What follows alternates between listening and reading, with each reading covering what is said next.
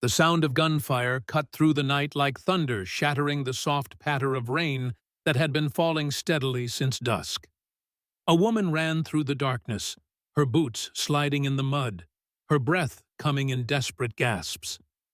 The child in her arms couldn't have been more than 8, her small face buried against her mother's neck, thin fingers clutching the worn fabric of her dress.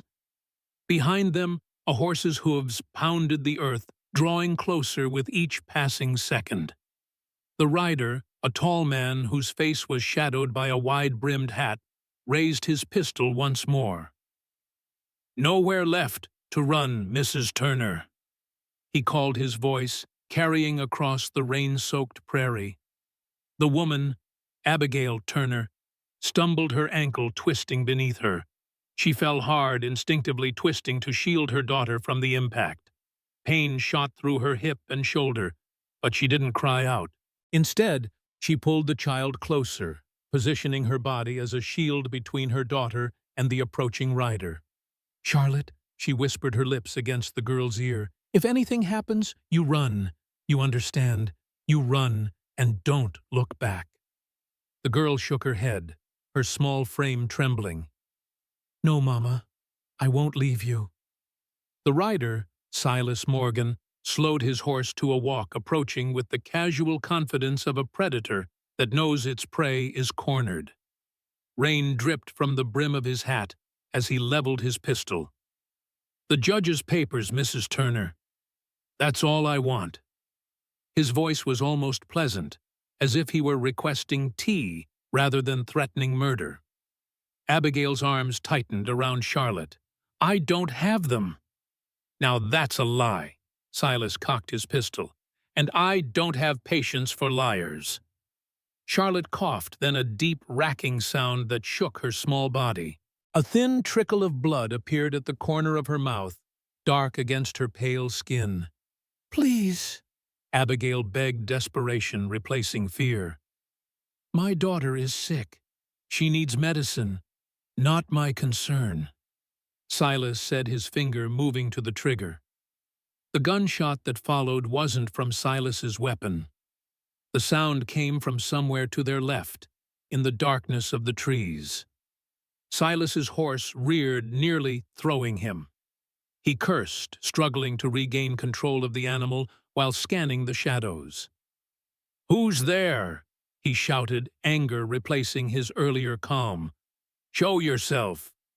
A figure emerged from the tree line, tall and broad-shouldered, a rifle balanced in his hands.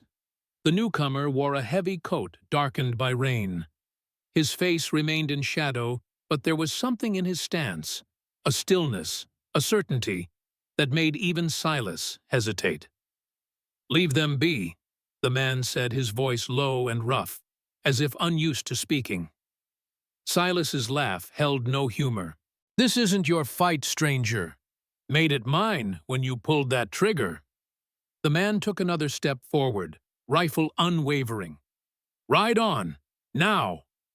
For a long moment, the only sound was the rain and Charlotte's labored breathing. Then Silas holstered his pistol with deliberate slowness. "This isn't over," he said, his eyes fixed on Abigail. "I'll find you, and when I do, you'll be dead before you finish that threat," the stranger said with such quiet certainty that Silas's mouth snapped shut. With a final glare, Silas wheeled his horse around and galloped back the way he had come, disappearing into the stormy night. Only then did the stranger approach, his steps measured and cautious. Abigail pulled Charlotte closer, unsure if they'd been saved or merely traded one danger for another. "Who are you?" she demanded, trying to keep her voice steady. The man knelt a few feet away, setting his rifle aside in a gesture meant to reassure. Rain ran down his face, revealing features carved by time and hardship. Deep-set eyes, a strong jaw, softened by a graying beard lines etched around his mouth that spoke more of grief than laughter. "Name's Caleb," he said simply. "Caleb Winters." Charlotte coughed again, harder this time, her small body convulsing with the effort. More blood appeared on her lips, and her eyes fluttered. "She needs help," Abigail said, fear making her voice sharp. "She has consumption. It's getting worse." Caleb's gaze shifted to the child, and something flickered across his face. Recognition, perhaps, or memory. For a moment, he seemed to struggle with himself, as if fighting some internal battle. Then his expression hardened with resolve. "My cabin's not far," he said, reaching for the child. "Let me." Abigail hesitated, then surrendered Charlotte to his arms. The girl seemed tiny against his broad chest, fragile as a bird. Caleb lifted her with surprising gentleness, cradling her as if she weighed nothing at all. "Can you walk?" he asked Abigail. She nodded, rising unsteadily, wincing at the pain in her ankle. "I'll manage." Caleb led the way through the darkness, moving with the confidence of a man who knew every root and stone by heart. Abigail limped after him, her mind racing. She had no reason to trust this stranger, this man who lived alone in the wilderness. Yet, what choice did she have? Charlotte needed shelter, warmth, medicine. All things Abigail couldn't provide while running from Silas Morgan. After what seemed like hours, but was likely no more than 20 minutes, a structure materialized from the gloom. A cabin built of heavy logs sturdy against the wilderness that surrounded it. A thin wisp of smoke rose from the chimney, promising warmth within. As they approached, a low growl emanated from the darkness beside the cabin. Abigail froze, her heart hammering. "Phantom," Caleb called softly. "Easy." From the shadows emerged what Abigail first took to be a wolf, massive with silver-gray fur and eyes that gleamed like amber in the darkness. But as the creature came closer, she realized it was a dog, or at least partly so. Some mix of wolf and domestic breed that resulted in an animal both wild and tame. The wolf dog approached Caleb, sniffing at Charlotte with evident concern, then turned those intelligent eyes on Abigail, assessing. "He won't hurt you," Caleb said, "not unless you give him reason." The cabin's interior was sparse but orderly. A fire burned low in the stone hearth, casting the single room in amber light and shadow. A narrow bed occupied one wall, a table and chairs another. Shelves lined with books, jars, and bottles suggested a man of education unexpected in this wilderness setting. Caleb laid Charlotte gently on the bed, then moved to stoke the fire. Phantom padded in behind them, settling on a worn rug near the hearth, though his eyes never left the newcomers. "She's burning with fever," Abigail said, placing a hand on her daughter's forehead. Caleb nodded, moving to a shelf where dozens of glass bottles were organized with meticulous care. He selected several, then filled a kettle with water and hung it over the fire. "How long has she been sick?" he asked, his back to Abigail as he worked. "The cough started 3 weeks ago. The blood—" Abigail's voice faltered. "That began yesterday." Caleb's hands stilled for a moment, then resumed their work. "And the man hunting you—" "Silas Morgan. He works for a man named Augustus Montgomery."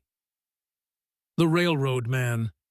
It wasn't a question, but Abigail nodded anyway. "My husband, the late Judge Turner, discovered something. Documents proving Montgomery's company uses forced labor. Immigrants, former slaves, people who won't be missed." A lab measured herbs into a cup, his movements precise. "And these documents—" Abigail hesitated, studying the man before her. His face revealed nothing, but there was something in the set of his shoulders, the careful way he tended to Charlotte, that made her continue. "Hidden," she said, finally. "William, my husband, told me to find someone. Said they'd know what to do with the evidence. Who? The last keeper. That's all he said. The last keeper would know." Something flickered across Caleb's face, too quick to name. He brought the cup to Charlotte, supporting her head as she drank the bitter liquid. "This will help with the fever," he said. "The cough, too, some. But she needs more than herbs." "She's been through so much," Abigail whispered, stroking Charlotte's hair back from her forehead. "She's suffered 100 times over. She won't survive this without help." Caleb's eyes met hers, and in them Abigail saw a depth of pain that matched her own. "I'm not a doctor, not anymore." "But you were." He turned away, unwilling or unable to answer. Instead, he gestured to a chest at the foot of the bed. "There are blankets. Make yourself comfortable by the fire. I'll sit with her tonight." Abigail wanted to protest, to insist on staying by Charlotte's side, but exhaustion weighed on her like a physical thing. Her ankle throbbed and every muscle ached from days of running, hiding, pushing forward on too little food and less sleep. "Thank you," she said, the words inadequate for what this stranger had done. Caleb didn't respond, already focused on Charlotte, his large hand checking her pulse with surprising delicacy. Abigail made a pallet near the fire, close enough to watch her daughter, but giving Caleb space to work. Despite her intention to stay awake to keep watch, exhaustion claimed her within minutes, pulling her down into dreamless sleep. Dawn broke with pale, watery light, filtering through the cabin's single window. Abigail woke with a start, momentarily disoriented by the unfamiliar surroundings. Memory returned in a rush. The chase, the stranger, Charlotte's worsening condition. She sat up quickly, eyes seeking her daughter. Charlotte still lay on the bed, her breathing easier than it had been the night before. Beside her, seated in a straight-backed chair, Caleb dozed, his head resting against the wall. Even in sleep, one of his hands remained near Charlotte's wrist, as if monitoring her pulse through the night. Phantom the wolf dog lay at the foot of the bed, his massive head resting on his paws. His amber eyes opened as Abigail stirred, watching her with unnerving intelligence. Moving quietly, Abigail approached the bed. Charlotte's fever seemed to have broken. Her skin was cooler to the touch, her cheeks less flushed. Relief washed through Abigail, so powerful it made her knees weak. Caleb woke at her approach, instantly alert, in the way of men accustomed to danger. His eyes, a deep gray that reminded Abigail of storm clouds, assessed Charlotte before turning to her. "The fever's down," he said, his voice rough with sleep. "Her breathing's better, too." "Thank you," Abigail said, the words still insufficient. Caleb rose, stretching muscles stiff from the night's vigil. "She's not cured. The consumption's in her lungs. It'll take more than herbs to drive it out. But you can help her." He moved to the fire, adding wood, avoiding her gaze. "I'll do what I can." It wasn't a promise, but it was more than they'd had yesterday. Abigail would take it. Caleb prepared a simple breakfast: cornmeal mush, sweetened with honey, strong coffee for the adults, and willow bark tea for Charlotte when she woke. They ate in silence, the quiet broken only by the occasional pop from the fire and Phantom's steady breathing. After breakfast, Caleb checked Charlotte's lungs with a makeshift stethoscope, a hollow wooden tube that he placed against her chest, listening intently. The girl was awake now, regarding him with solemn eyes, too old for her young face. "Does it hurt when you breathe deep?" he asked, his tone gentler than Abigail had yet heard from him. Charlotte nodded. "Like fire sometimes, like stones other times. And the coughing when's it worst?" "Night," she whispered. "And when I run." Caleb nodded, as if confirming something he already suspected. "You won't be running for a while. Not till we get those lungs clear." He rose, moving to a trunk pushed against the far wall. From it, He withdrew a small wooden box, caringly crafted and polished to a soft gleam. He hesitated holding it, as if it contained something precious and painful, before bringing it to the table. Inside were medical instruments, a proper stethoscope, several small scalpels, forceps, and other tools Abigail couldn't name. Beneath these, wrapped in soft cloth, lay a syringe and several glass vials. "Army supplies," Caleb said, noting her questioning look. "From the war." "You were a doctor in the war, field surgeon, Union side." His fingers hovered over the instruments, not quite touching them. "Haven't used these in years." "But you've kept them." His eyes met hers, and in them Abigail saw ghosts. "Some things you can't leave behind, no matter how far you run." He selected the stethoscope, returning to Charlotte's side. With this better instrument, he listened to her lungs for several minutes, moving the device across her back and chest, his expression growing more troubled with each passing moment. "The right lung's worse than the left," he said finally. "There's fluid building." Abigail's heart sank. She knew enough about consumption to understand what that meant. "Can you help her?" Caleb placed the stethoscope back in its box with careful precision. "I can try. There's a treatment, experimental. I saw it work during the war sometimes, not always." "What is it?" "Fresh air, sunshine, specific foods, and," he hesitated, "there's a procedure to drain the fluid." Fear clutched at Abigail's heart. "Is it dangerous?" "Less dangerous than doing nothing." Charlotte coughed, then a deep racking sound that shook her small frame. When it passed, she lay back exhausted, a thin line of blood at the corner of her mouth. "Do it," Abigail said, her decision made. "Whatever it takes." Caleb nodded once, then turned to Charlotte. "I need to go out for a while, to gather some things that will help you feel better. Your mother will stay with you." "The wolf, too?" Charlotte asked, looking at Phantom. A ghost of a smile touched Caleb's lips. "His name is Phantom, and yes, he'll stay too." As if understanding, the wolf dog moved closer to the bed, settling on the floor beside Charlotte. The girl reached out tentatively, and when Phantom didn't object, buried her fingers in his thick fur.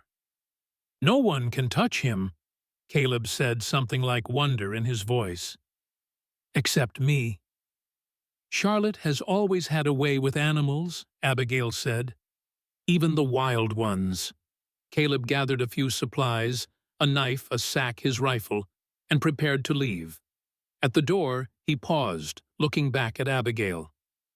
"Bar the door after me," he said. "Don't open it for anyone but me. Phantom will warn you if someone approaches." "What about Silas? He won't find this place. Not unless he already knows where to look." Caleb's expression darkened. "And if he does well, Phantom doesn't take kindly to uninvited guests." With that, he was gone, the door closing softly behind him. Abigail slid the heavy wooden bar into place, then returned to Charlotte's side. The girl had fallen asleep again, one hand still resting on Phantom's fur. For the first time in days, Abigail allowed herself to breathe, to think beyond the immediate moment. They were safe, at least for now. Charlotte was receiving care from someone who seemed to know what he was doing. It was more than she had dared hope for when they fled Whispering Pines 3 days ago, moving quietly so as not to disturb Charlotte. Abigail explored the cabin. It was a single room, but larger than it had seemed the night before. Everything was meticulously organized. Tools hung on the wall in order of size books. Arranged by some system, she couldn't immediately discern jars of herbs labeled in a neat, educated hand. On a small shelf near the bed, something caught her eye. A stack of yellowed paper folded and tied with string. Letters, dozens of them, each sealed with a drop of wax but bearing no address.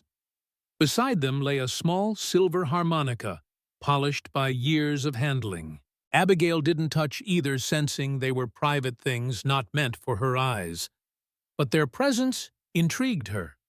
Who did this solitary man write to and never send the letters? Why keep a musical instrument if, as she suspected, he lived alone in the wilderness? Caleb Winters was a mystery, a field surgeon turned hermit, a man who saved strangers at gunpoint, yet seemed reluctant to use his medical skills. A man who kept his instruments polished, but stored away, who wrote letters that were never sent. Her gaze returned to Charlotte, to the gentle rise and fall of her chest. Whatever his secrets, Caleb Winters had saved their lives twice now, once from Silas and once from the fever that had threatened to take Charlotte in the night. For that, Abigail would grant him his privacy, his mysteries. She settled in the chair Caleb had occupied through the night, prepared to keep watch until his return. Caleb moved through the forest with the silent efficiency of a man long accustomed to its ways. His thoughts, however, were far from quiet. The woman and child sheltering in his cabin had disturbed the careful isolation he'd built over the past 5 years. Their presence stirred memories he'd fought to bury, of other bedsides, other patients, other failures. He'd come to Wyoming to escape such things, to live simply answering to no one, responsible for no one. And yet, at the first cry for help, he'd responded as if all the years of solitude had been merely a pause, not an end. The herbs he sought grew in a meadow a mile from his cabin. Yarrow for the fever, mullein for the cough, comfrey for healing. But what Charlotte Turner needed went beyond herbs. The consumption had taken root in her lungs, and without proper treatment, it would claim her as it had claimed so many others. As he gathered the plants, placing them carefully in his sack, Caleb's mind circled back to what Abigail had said about the last keeper. It was a name, or rather a title, he hadn't heard in years, not since the war, when he had been part of a group known simply as the Keepers. They had been an informal brotherhood at first, Union soldiers who had taken an oath to protect the vulnerable in a time when law and order held little sway. Later, after the war, they had continued their work helping freed slaves, protecting witnesses against the criminal enterprises that flourished in the chaos of Reconstruction. Caleb had been one of them until the night he lost everything. The night fire had claimed his wife, his son, his faith in justice. The night he had failed to protect his own. He pushed the memory away, focusing on the task at hand. The last plant he needed grew not in the meadow, but near the creek that ran a quarter-mile beyond. Wild garlic, a natural antibiotic that might help fight the infection in Charlotte's lungs. As he knelt by the water harvesting the pungent bulbs, a reflection caught his eye. Not his own, but that of a man standing on the bank behind him. Caleb didn't startle. He'd sensed the presence moments before, seeing it an old soldier's instinct that had saved his life more than once.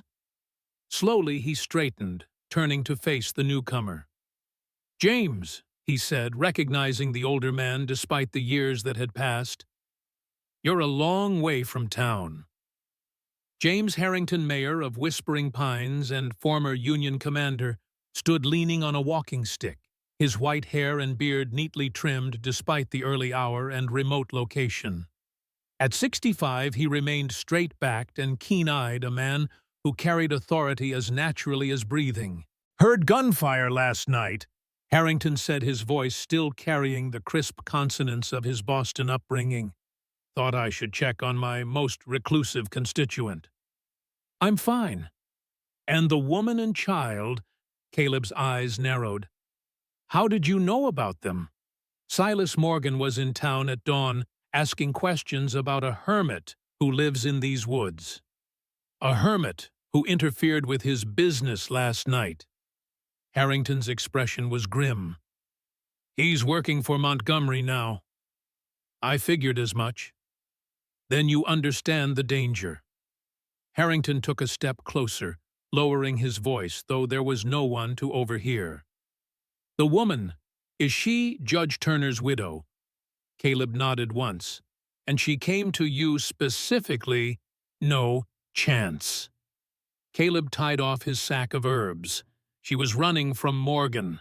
I happened to be there." Harrington studied him, doubt clear in his eyes. "Quite a coincidence." "Life's full of them." Caleb shouldered his rifle. "If that's all I need to get back." "It's not all." Harrington glanced around a habit from wartime that had never left him. Turner was looking into Montgomery's operations before he died. Forced labor, human trafficking, all hidden behind legitimate railroad business. So his widow said. "He found proof, Caleb. Documents, testimonies. Enough to bring Montgomery down for good. And now Morgan's hunting the widow for them." Caleb's jaw tightened. "She said Turner told her to find someone called the Last Keeper." Something shifted in Harrington's eyes. Surprise, perhaps, or confirmation. "Did she now?" "You know something about that." "Perhaps." Harrington leaned more heavily on his walking stick. "But this isn't the place. Come to town. Bring them with you. I can offer protection." "Town's the first place Morgan will look." "My home, then. Few know about the cellar room." Caleb considered it. The cabin was secure enough against ordinary threats. But if Morgan brought more men, or if Montgomery himself took an interest, and Charlotte needed more medicine than he had on hand. "Tomorrow, maybe," he said finally. "The girl's too weak to travel today." Harrington nodded, accepting the compromise. "I'll have supplies ready. Medicine, food, whatever you need." "Why are you helping them?" "Same reason you are, I suspect." Harrington's eyes held Caleb's. Some oaths don't expire, no matter how many years pass. With that, he turned and walked back into the forest, his steps surprisingly light for a man his age. Caleb watched him go, unease settling in his gut. If Harrington knew about the Turner woman and child, others would soon as well. Their sanctuary wouldn't remain secret for long. He needed to prepare. When Caleb returned to the cabin, he found Charlotte awake and sitting up, while Abigail read to her from one of his books, a collection of folk tales he'd picked up years ago and nearly forgotten. Phantom greeted him at the door, nudging his hand with a cold nose before returning to his place beside Charlotte's bed. The girl looked up as he entered, her eyes brightening. "Mr. Winter's mama's been reading about brave knights and dragons." "Has she now?" Caleb set his sack of herbs on the table. "And how are you feeling?" "Better," Charlotte said, though the pallor of her skin and the dark circles beneath her eyes told a different story. "I haven't coughed in almost an hour." "That's good." He began sorting through the herbs, laying them out to dry. "But we've still got work to do to get you truly well." Abigail closed the book, setting it aside. "Did you find what you needed?" "Most of it." He glanced at her, noting the way she positioned herself between him and Charlotte. Protective, despite their dependence on him. "I ran into someone, the mayor of Whispering Pines." Alarm flashed across Abigail's face. "Did he—" "He's a friend," Caleb said, though the word felt strange on his tongue after so many years without such connections. "He knows about Morgan. Offered protection in town." "Can we trust him?" "More than most." Caleb hesitated, then added, "He and I served together. In the war." Understanding dawned in Abigail's eyes. "He's one of them. One of the keepers." Caleb's hands stilled. "How do you know that name?" "William, my husband. He spoke of them. Men who protected others when the law couldn't or wouldn't. He said they saved his life once during the war." "Your husband was a Union judge." "Yes, but he was in the South when the war broke out. Confederate soldiers were going to hang him as a spy. The keepers got him out, helped him reach northern lines. Caleb resumed his work, crushing yarrow leaves with more force than necessary. That was a long time ago. Not so long that people forget. Abigail watched him, her eyes searching. William said they all had a mark. A silver star. Involuntarily, Caleb's hand moved to his chest, where beneath his shirt lay a small silver star on a leather cord, a symbol he hadn't removed in 15 years, despite all that had happened. "The keepers are gone," he said finally, "disbanded after the war. Yet my husband told me to find the last keeper." Abigail's voice was soft but insistent. "He said the keeper would know what to do with the evidence against Montgomery." Caleb didn't answer. Instead, he set water to boil, adding the crushed herbs to create an infusion for Charlotte. The familiar work steadied him, gave him time to think. The keepers had indeed disbanded, but not after the war as he'd claimed. They had continued their work for years, until death and disagreement had whittled their numbers. Until the night Caleb's family had died, and he had walked away from everything. If William Turner had been seeking the last keeper, he must have believed at least one of them still operated. Harrington, perhaps. The old commander had always been dedicated to their cause. Or had Turner somehow learned of Caleb's whereabouts despite his efforts to disappear? He pushed the questions aside, focusing on the immediate need. Charlotte's health. The tea was ready, a strong-smelling brew that would help reduce the inflammation in her lungs and thin the mucus that made breathing difficult. "Drink this," he said, bringing it to Charlotte. "All of it, even though it tastes foul." The girl grimaced at the first sip but continued bravely. When she had finished, Caleb checked her pulse and listened to her lungs again. The congestion remained, but her heartbeat was stronger. "We need to drain the fluid," he told Abigail quietly, moving away from the bed so Charlotte wouldn't hear. "Soon. It's pressing on her lung." Fear flashed across Abigail's face. Will it hurt her?" "Yes," he said, not softening the truth. "But not as much as leaving it will. And I have medicine to help with the pain." Abigail closed her eyes briefly, gathering strength. "When?" "This afternoon. I need to prepare a few things first." She nodded, accepting his judgment. "What can I do?" "Keep her calm. Make sure she rests." He hesitated, then added, "And if you have any of those papers, the evidence against Montgomery, now would be the time to tell me." Abigail's expression didn't change, but something in her eyes did. A wariness, a calculation. "I don't have them with me. William hid them before he died. He said only the last keeper would know where to look." It was a test, Caleb realized. She was watching for his reaction, trying to determine if he was indeed the man her husband had meant her to find. "I'm not who you're looking for," he said, turning away. "I haven't been that man for a long time." He busied himself with preparations for the procedure Charlotte would need, boiling instruments to sterilize them, preparing a stronger pain medicine, setting out clean cloths. All the while, he felt Abigail's eyes on him, assessing, wondering. Let her wonder. He had left that life behind for good reason, had paid too high a price for ideals that in the end hadn't protected those he loved most. As he worked, his gaze fell on the stack of letters near his bed.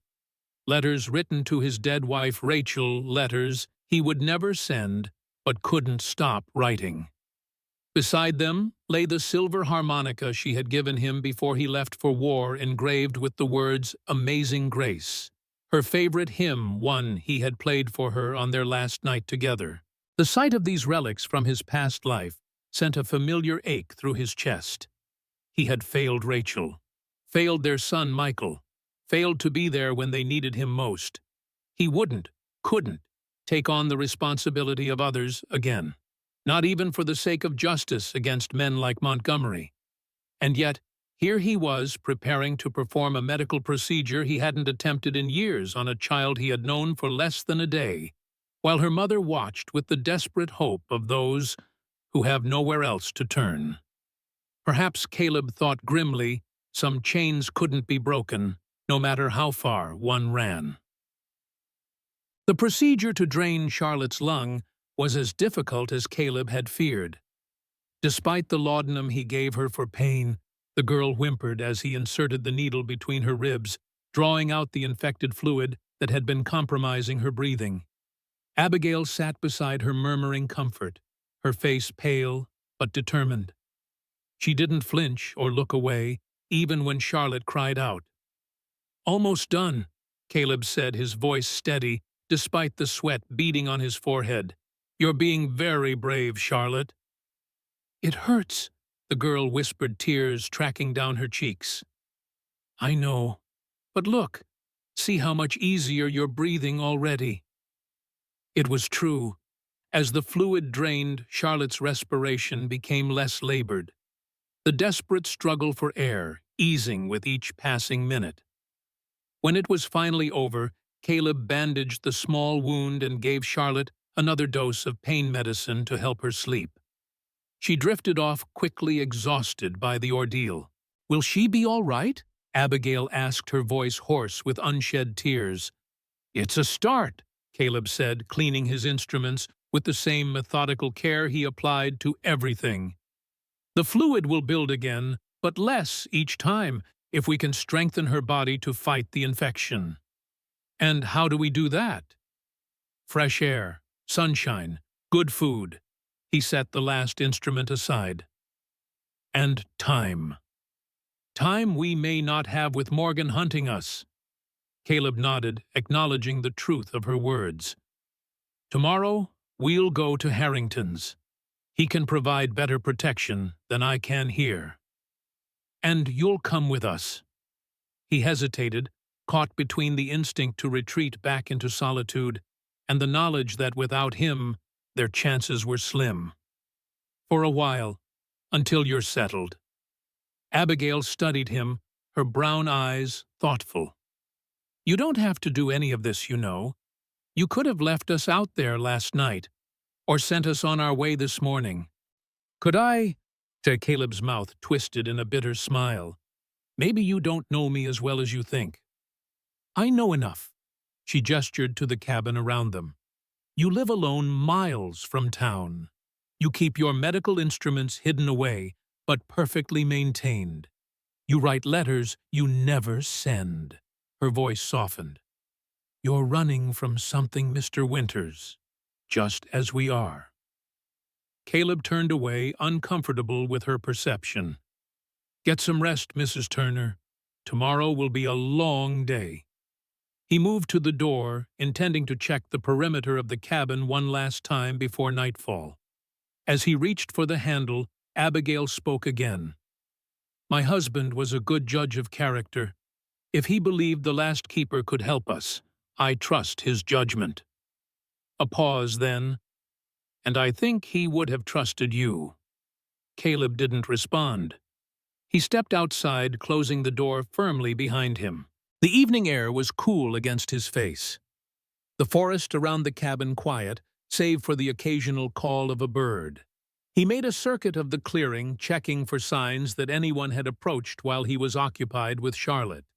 Finding none, he paused at the small stream that ran behind the cabin, kneeling to splash cold water on his face. Abigail Turner saw too much, or perhaps he had grown careless in his isolation, allowing his secrets to become visible to observant eyes. Either way, it unsettled him, as did her mention of her husband's trust. Judge William Turner. The name was vaguely familiar, though Caleb couldn't place where he might have encountered the man. During the war, perhaps, or in the chaotic years that followed. Returning to the cabin, Caleb found Abigail asleep in the chair beside Charlotte's bed, her head tilted at an angle that would leave her neck aching come morning. Without waking her, he draped a blanket over her shoulders, then settled himself on the floor near the fire. Phantom padded over to lie beside him, the wolf dog's presence a familiar comfort. Caleb ran a hand through the thick fur, his mind still turning over the day's events. "What am I doing, old friend?" he murmured. "Getting involved in other people's troubles again. Haven't we learned that lesson?" Phantom huffed as if disagreeing. Caleb's gaze drifted to Charlotte, to the steady rise and fall of her chest. She looked so much like Michael had at that age, the same delicate features, the same dark hair. His son would have been 14 now had he lived. Would he have had Charlotte's courage in the face of pain? Her trust in strangers, questions without answers, leading only to more pain. With a sigh, Caleb stretched out on the floor, using his rolled-up coat as a pillow. Tomorrow, they would go to Harrington's. He would see them safely settled, ensure Charlotte had the medicine she needed, and then he would return to his solitude, to the life he had chosen after losing everything else. It was the only way to survive. As sleep began to claim him, Caleb's last conscious thought was of Abigail's words. "You're running from something, Mr. Winters, just as we are." She was right, of course, but some things couldn't be outrun, no matter how far or how long one tried. Some ghosts followed forever. Morning dawned clear and cold.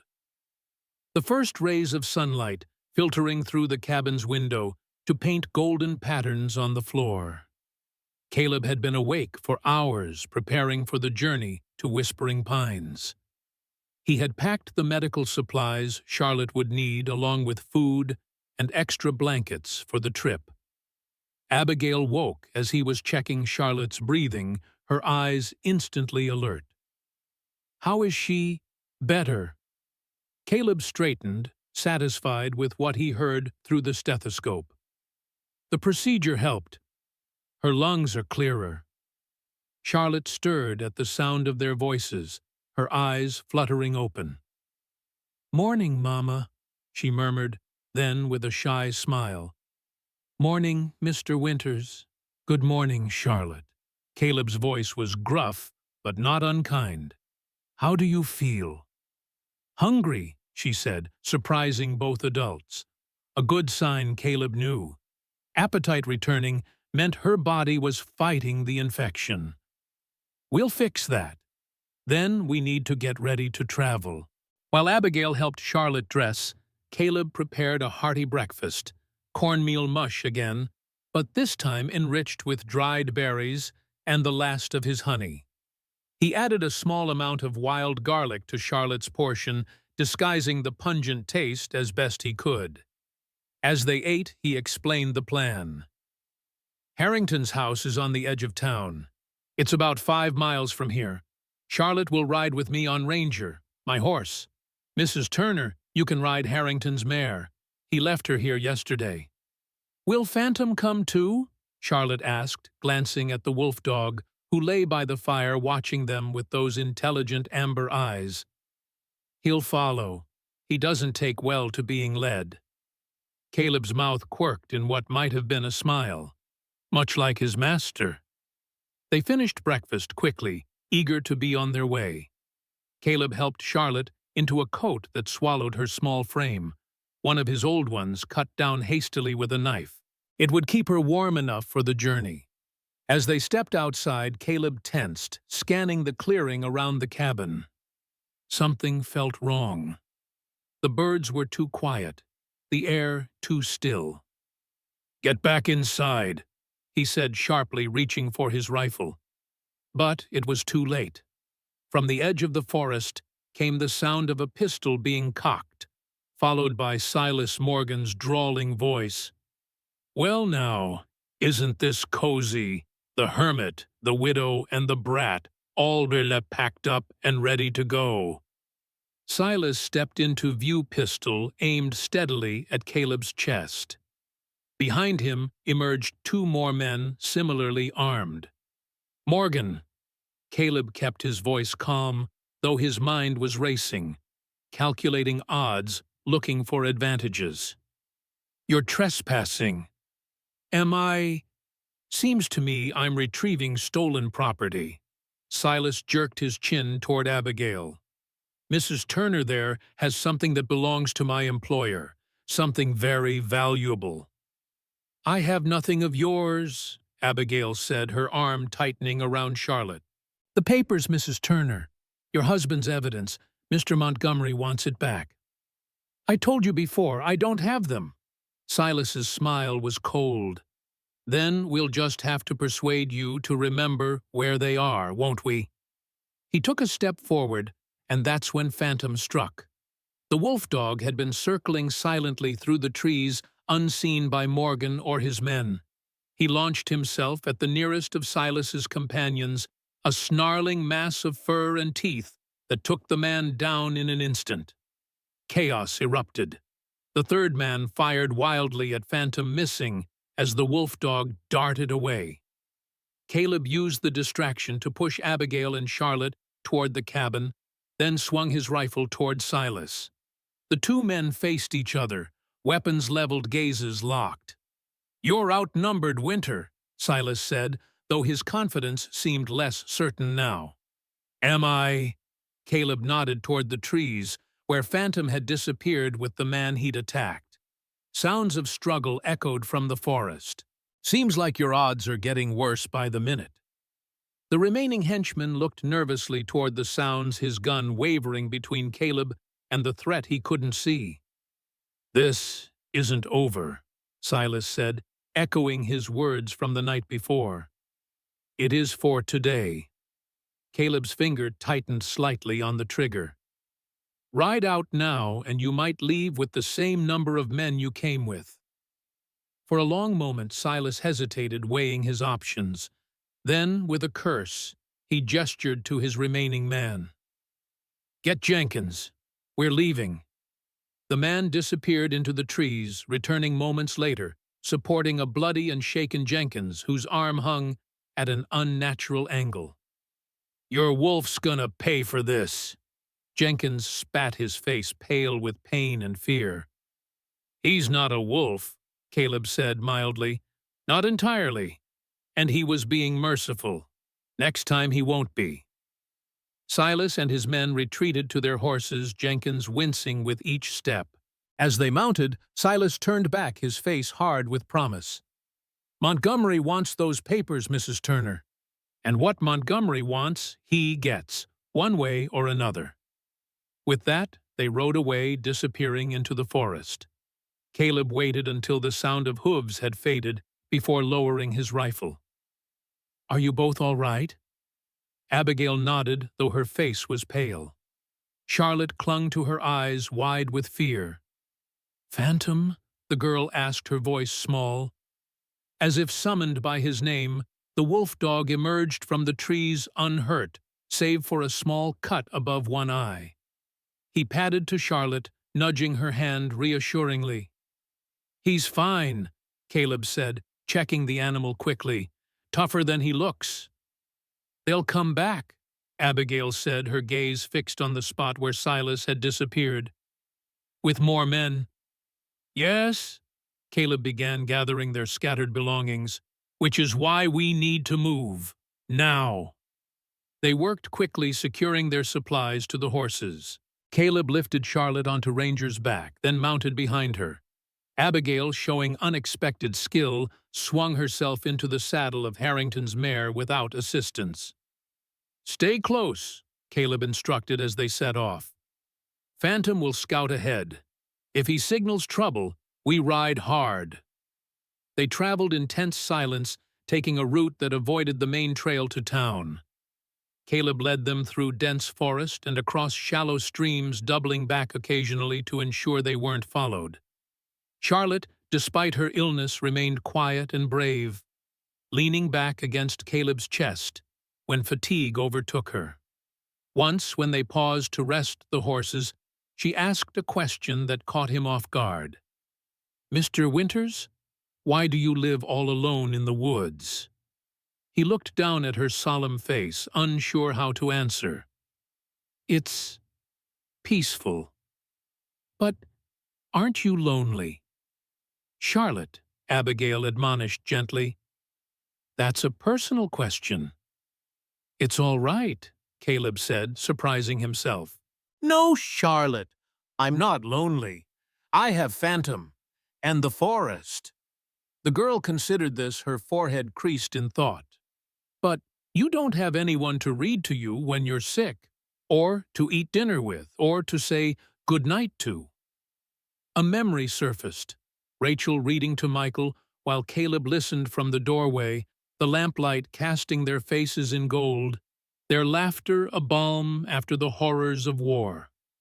His throat tightened. I used to, he said simply. A long time ago. Something in his tone must have conveyed more than his words, for Charlotte reached up to pat his hand where it held the reins. I'm sorry, they're gone, she said with the direct compassion of a child. Before Caleb could respond, Phantom appeared on the path ahead, his posture alert, ears forward. A warning. Someone's coming, Caleb said, instantly tense. Get off the trail, now! They guided their horses into the dense underbrush, concealing themselves as best they could. Moments later, the sound of approaching hooves reached them. Not the multiple riders of a search party, but a single horse moving at a steady pace. Caleb signaled for silence, his hand moving to his rifle. The rider came into view, an older man on a bay gelding, his posture straight despite his years. Harrington, Caleb breathed, recognizing the mayor. He emerged from their hiding place, leading Ranger back onto the trail. We're here. Harrington reined in, his horse relief evident on his weathered face. Thank God. I was afraid I'd missed you. What's happened? Morgan and his men returned to town an hour ago, one of them injured. They went straight to Montgomery's office at the railroad. Harrington's expression was grim.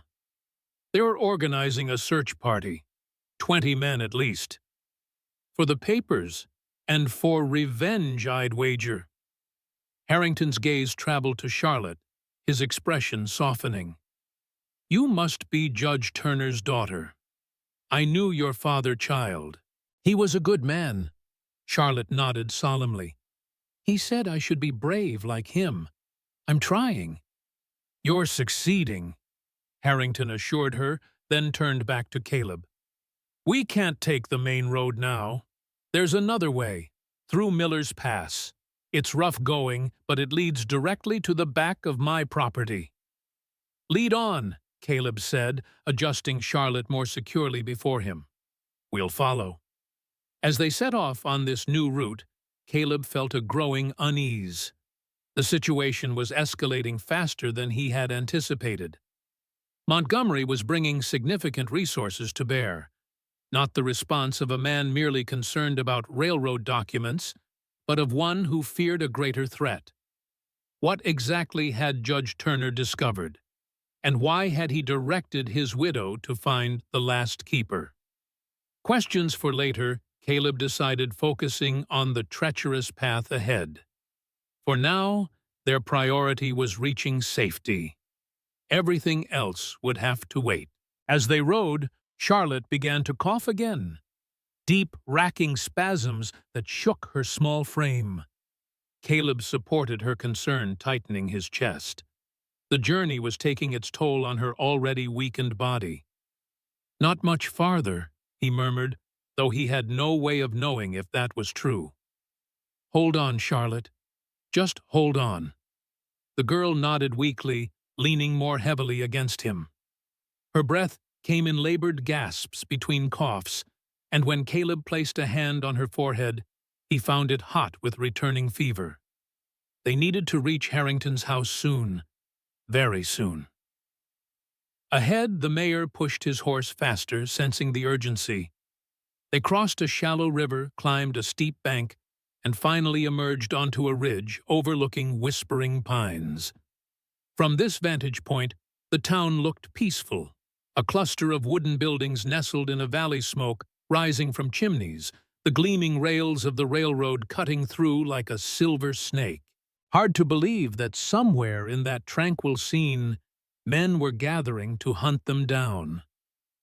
"This way," Harrington said, leading them down a narrow deer trail that wound through dense pine forest.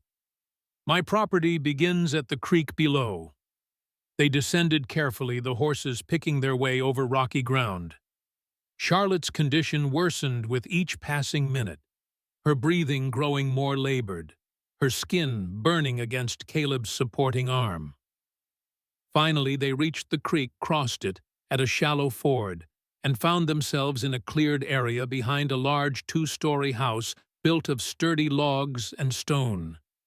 A barn stood to one side, doors open as if in welcome. "Get her inside," Harrington said as they dismounted. "I'll see to the horses." Caleb lifted Charlotte, gently, alarmed at how light she felt, how fragile. Abigail hurried ahead to open the door, her face tight with worry. The interior of Harrington's home was unexpectedly refined for a frontier dwelling. Polished wood floors, furniture that must have been shipped at great expense from the east walls lined with books and maps. But Caleb had no time to appreciate these comforts.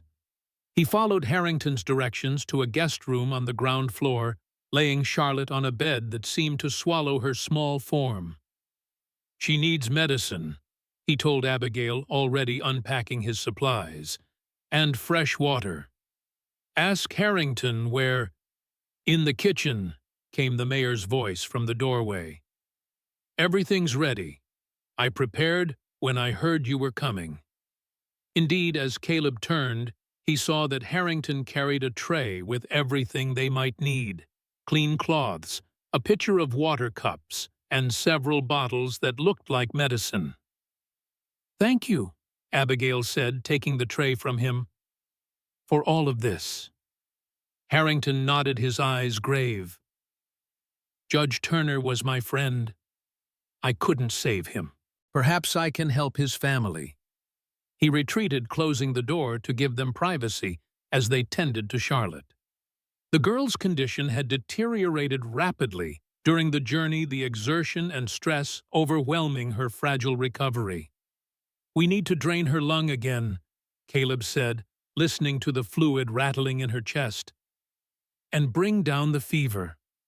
Abigail nodded, her face pale but determined. "Tell me what to do." Together, they worked to stabilize Charlotte, administering medicine, applying cool cloths to her burning skin, performing the difficult procedure to drain the infected fluid from her lung. Through it all, the girl remained barely conscious, whimpering occasionally but too weak for the screams that had accompanied the first procedure. Hours passed, the sun beginning its descent toward the horizon. Outside, Phantom kept watch from the porch, his occasional low growls suggesting people passed on the road beyond Harrington's property. Finally, as evening shadows lengthened across the floor, Charlotte's fever broke. Her breathing eased, her skin cooled, and she fell into a natural sleep rather than the restless unconsciousness of fever. "She'll be all right now," Caleb said, exhaustion evident in his voice. "For a while at least." Abigail sagged with relief, tears springing to her eyes. "Thank you," she whispered, reaching across Charlotte to grasp his hand. "Thank you." Caleb nodded, uncomfortable with her gratitude. He had done what anyone with his training would have done, what he had been unable to do for his own family when they needed him most. A knock at the door interrupted his dark thoughts. Harrington entered, bearing a tray of food and coffee. "How is she?" he asked, setting the tray on a small table. "Stable," Caleb answered. "The fever's broken. She's sleeping naturally now." "Good. Very good." Harrington's relief seemed genuine. "You both should eat, then rest. I've prepared rooms upstairs." "I'll stay with Charlotte," Abigail said immediately. "Of course, but eat something first." Harrington gestured to the tray. "You'll be no good to her if you collapse from hunger." He was right, Caleb knew. Neither of them had eaten since breakfast, and the day's events had drained their strength as surely as Charlotte's illness had drained hers. They ate in silence, simple fare but nourishing bread, cheese, dried meat, and apples. The coffee was strong and hot, reviving Caleb's flagging energy. When they had finished, Harrington gestured for Caleb to follow him. "Mrs. Turner, please call if there's any change. I need to speak with Caleb privately." Abigail nodded her attention, already returning to Charlotte. Caleb followed Harrington to a study at the back of the house, a room whose windows overlooked the creek they had crossed earlier. Heavy curtains were drawn against the gathering darkness, a fire burning low in the grate. Bookshelves lined the walls, and a large desk dominated the center of the room, its surface covered with maps and papers. Harrington closed the door, then moved to a cabinet against the far wall. From it, he withdrew a bottle of whiskey and 2 glasses. "You look like you need this," he said, pouring a generous measure for each of them. Caleb accepted the glass, but didn't drink immediately. "What's going on? James, 20 men for a search party." "That's not about railroad documents," Harrington sighed, lowering himself into a chair with the careful movements of a man whose joints protested such actions. "No, it's not. Or not entirely." "Then what?" "Judge Turner discovered something far more valuable than evidence of forced labor." Harrington took a sip of his whiskey, his eyes never leaving Caleb's face. "He found proof of a gold mine, one that Montgomery has been operating in secret for years, using the forced labor to extract millions in gold without paying taxes or royalties to the government." Caleb absorbed this information, understanding dawning. That would explain the resources he's willing to commit to finding the evidence. Indeed, it would ruin him completely if it came to light, not just financially, but he had faced serious criminal charges, possibly even hanging given some of the deaths associated with his operation. And Turner had proof of all this. Yes, documents, maps, witness testimonies. Harrington set his glass down. But more than that, he had the location of the mine itself, a place no one would think to look hidden in plain sight. And now Morgan is hunting Mrs. Turner for this information. Yes, though I doubt she has it with her. Turner was too smart for that. He would have hidden it somewhere safe. Dratidib thought of what Abigail had said, that her husband had instructed her to find the last keeper. She said Turner told her to find someone called the last keeper, that this person would know what to do with the evidence. Harrington's expression changed subtly, a flash of something like recognition crossing his weathered features. Did he now? You know something about that. It wasn't a question, but Harrington answered anyway. Perhaps. But first I need to know if you're willing to help them, Caleb. Really help them. Not just with the girl's illness, but with what comes next. Caleb stared into his untouched whiskey, seeing not the amber liquid, but the faces of those he had failed. Rachel, Michael, others from his days as a keeper. The weight of responsibility once shouldered, then abandoned, pressed upon him again. I don't know if I can, he said honestly. I left that life for a reason. Because of what happened to your family. Harrington's voice was gentle but firm. I know, Caleb. I've always known. Surprise flickered through Caleb. How? I make it my business to know what happens to my men, even those who disappear into the wilderness. Harrington leaned forward. What happened wasn't your fault. Wasn't it? Bitterness crept into Caleb's voice. I wasn't there when they needed me. I was off playing hero for strangers while my own family burned. You were doing your duty, as a doctor, as a keeper, and my family paid the price. Harrington was silent for a moment, considering his next words carefully. There's something you should know about that night, Caleb. Something I've never told you. Caleb looked up, a chill running through him at the older man's tone. What? The fire that killed your family. It wasn't an accident. The words hung in the air between them, heavy with implication. Caleb's hand tightened on his glass knuckles, whitening. "What are you saying?" "I'm saying that someone set that fire deliberately. Someone who wanted to send a message to the keepers. To you, specifically." "Who?" The word came out as barely more than a whisper. Harrington met his gaze steadily. Augustus Montgomery. The name struck Caleb like a physical blow. Montgomery, the railroad man.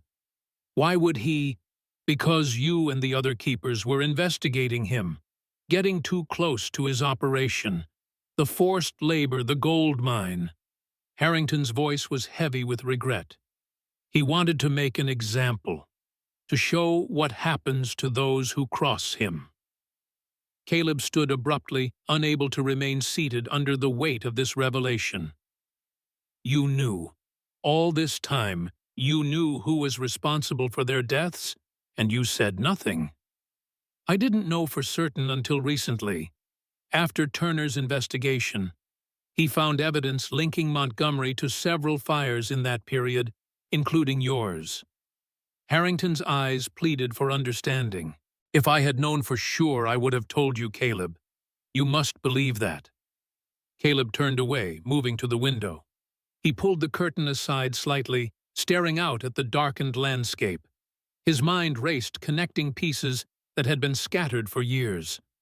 Montgomery, the man whose hunt for evidence had brought Abigail and Charlotte to his door. The man who, according to Harrington, had taken everything from him 5 years ago. "Why tell me this now?" he asked finally, his voice unnaturally calm. "Because you need to know what we're really dealing with. Montgomery isn't just after Turner's evidence to protect his business. He's eliminating anyone who threatens him, just as he did before."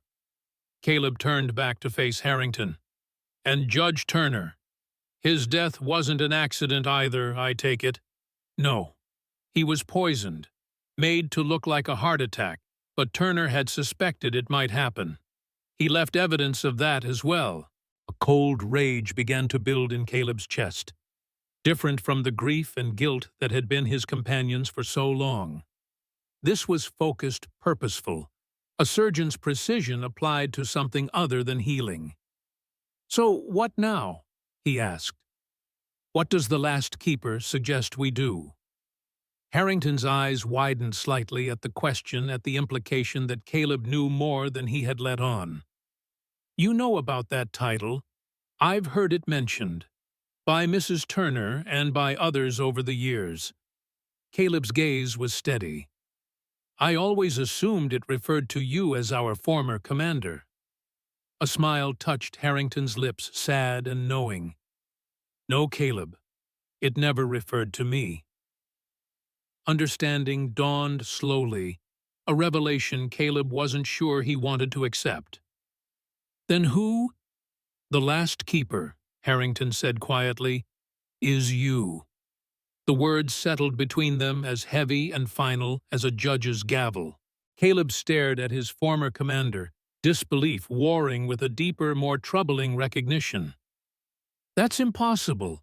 I left the keepers years ago."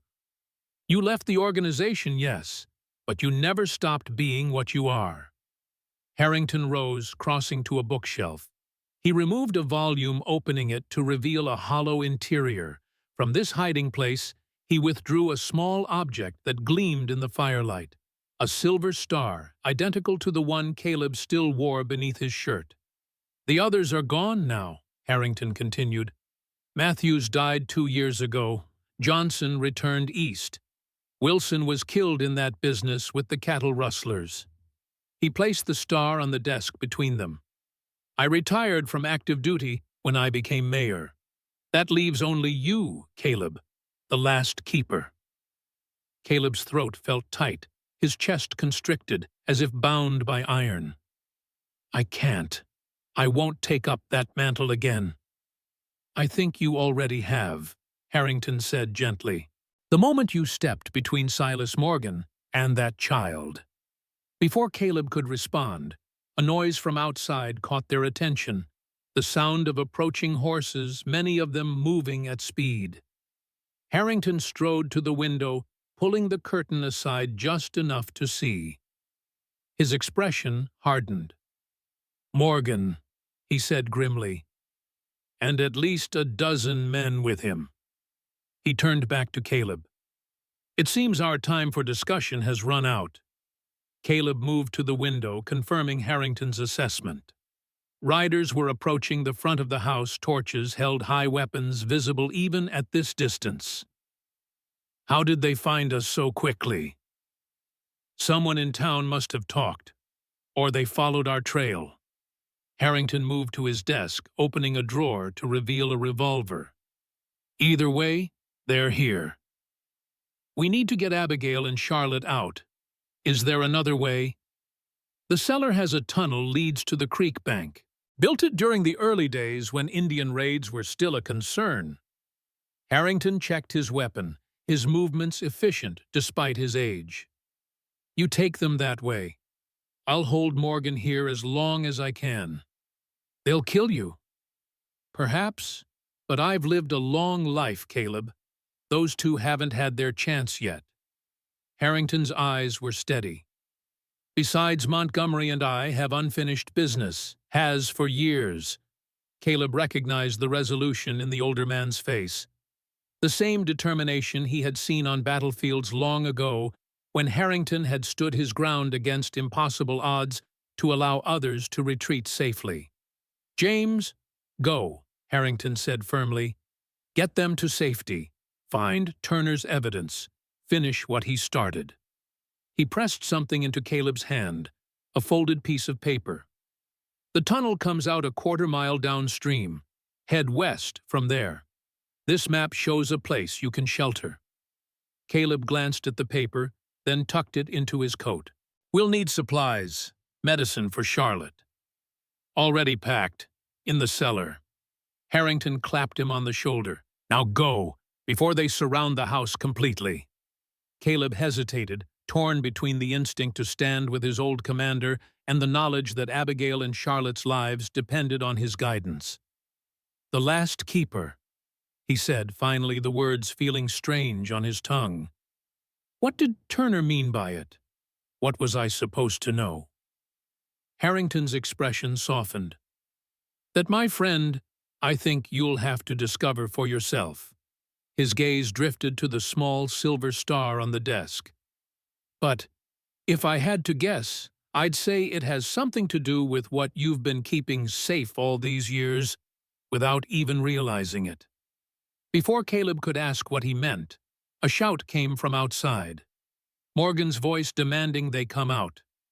"Go," Harrington said again, more urgently. "Now." Caleb nodded once, a soldier's acknowledgement of orders received. He grasped Harrington's arm briefly, a farewell between comrades, then turned and hurried from the study. As he moved through the darkened house toward Charlotte's room, Caleb felt a change settling over him, a mantle he had discarded years ago, now settling back onto his shoulders. Whether he wanted it or not, whether he was worthy of it or not, it seemed fate had decided. The last keeper was called to duty once more, and this time he would not fail those who depended on him. Caleb moved through the darkened house with silent urgency, Phantom at his heels. From outside came the sounds of men dismounting, their voices low but menacing. Time was running short. He reached Charlotte's room to find Abigail already alert, her eyes wide with fear, as she gathered her daughter into her arms. The girl was awake, but groggy, the medicine still clouding her senses. "They've found us," Abigail whispered, the question unnecessary, given Caleb's expression. "Morgan and his men. At least a dozen." Caleb moved to the bed, checking Charlotte quickly. Her fever had subsided, but she remained dangerously weak. "We need to go. Now." "Where they'll have the house surrounded." "There's a tunnel from the cellar. Harrington is staying behind to buy us time." Alarm flashed across Abigail's face. "They'll kill him!" "He knows." Caleb's jaw tightened. "It's his choice." A choice made from duty, from the same code that had once guided Caleb's own actions. A code he had abandoned when the cost became too high, but which now pulled at him once more, insistent as a tide. "Can you carry her?" he asked, nodding toward Charlotte. Abigail hesitated, then shook her head. "Not far, not quickly." "Then I will." Caleb gathered Charlotte into his arms, the girl's head lolling against his shoulder. "Stay close. Don't make a sound." They slipped from the room, Phantom leading the way as if sensing their destination. The wolf dog's ears were pricked forward, his movements tense with alertness. From the front of the house came Harrington's voice, measured and authoritative, as he addressed the men outside. Caleb couldn't make out the words, but the tone was clear. The mayor was stalling, drawing attention to himself. They reached the kitchen at the back of the house. Caleb located the cellar door, a heavy trap door set into the floor, its iron ring handle partially hidden beneath a rug. It took both of them to lift it silently, revealing a set of narrow stairs descending into darkness. "There should be a lantern," Caleb whispered, shifting Charlotte in his arms. Abigail found it hanging on a hook nearby, already filled with oil and trimmed. She lit it with shaking hands, then led the way down the stairs, holding the light low to avoid casting shadows that might be seen from outside. The cellar was larger than Caleb had expected, its earthen walls reinforced with timber. Shelves lined one side, stocked with preserved food and supplies. In one corner stood a small table, and upon it, exactly as Harrington had promised, waited a packed satchel. Abigail grabbed it, while Caleb located the tunnel entrance, a low archway set into the far wall, its opening partially concealed behind stacked barrels.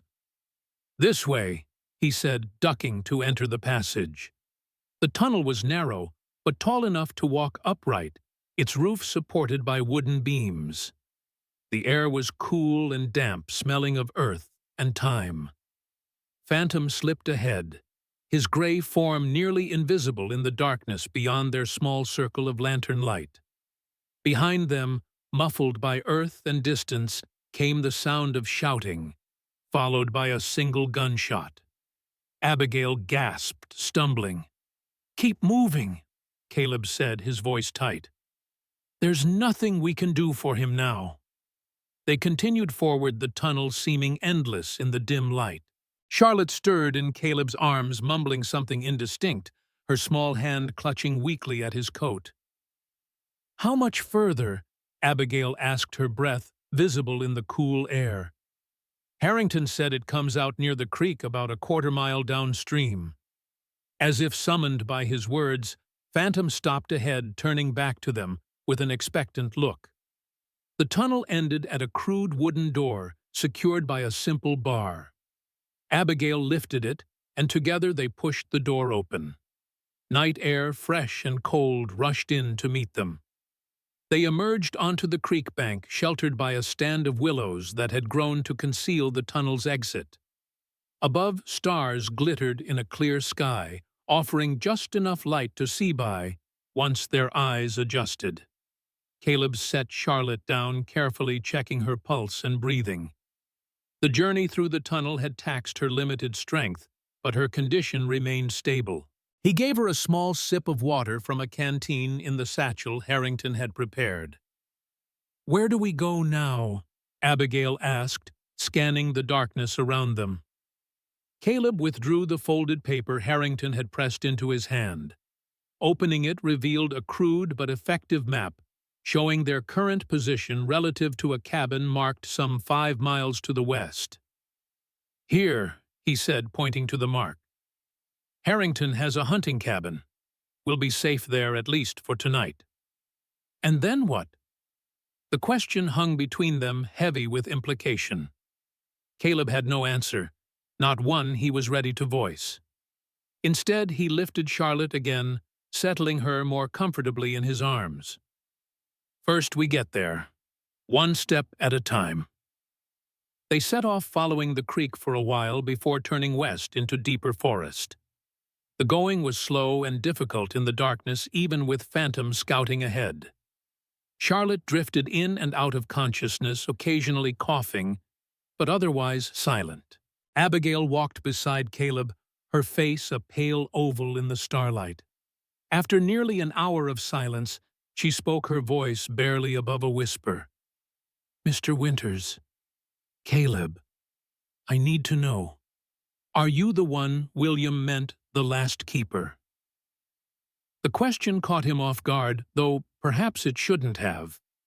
Abigail Turner was observant, intelligent. She had likely pieced together more than he realized. "Harrington seems to think so," he admitted. "And what do you think?" Caleb adjusted Charlotte in his arms, buying time to consider his answer. "I think I left that life behind a long time ago, for good reason. But you were one of them, one of the keepers." It wasn't a question, but he answered anyway.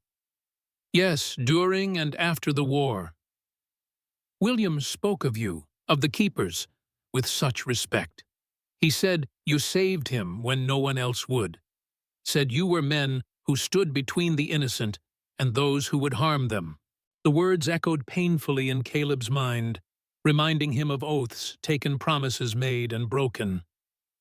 That was the idea. The reality was messier.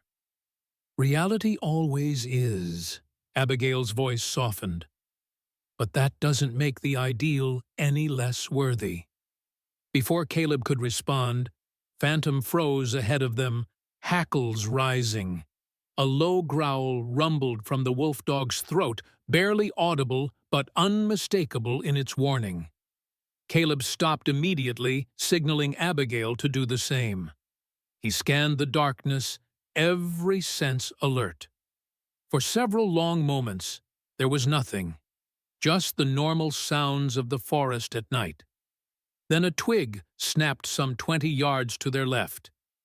"Take Charlotte," Caleb whispered, transferring the girl to Abigail's arms. "If anything happens, keep going west. Follow the map." "I'm not leaving you," Abigail protested, even as she accepted Charlotte's weight. "This isn't a debate." Caleb drew his revolver, his voice leaving no room for argument. "Your daughter needs you. Go." He moved forward before she could respond, positioning himself between the sound and the two females. Phantom padded silently at his side, a shadow with teeth. "Who's there?" Caleb called, his voice carrying in the still night air. "Show yourself." For a moment, silence, then a voice, weak, pained, but familiar. "Winters, that you, Harrington." Disbelief and hope mingled in Caleb's tone. "James, is that you?" A figure stumbled from the trees, barely upright.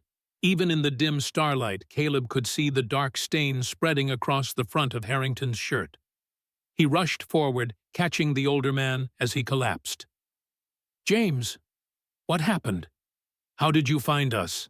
"Followed the creek," Harrington gasped, his breath labored. "Knew you'd take the tunnel." Caleb lowered him gently to the ground, already probing for the wound. He found it quickly. A bullet hole in Harrington's lower chest, still seeping blood despite what appeared to be the mayor's attempts to bind it. "How bad?" Harrington asked, his voice steadier now that he could rest. "Bad enough." Caleb didn't soften the truth.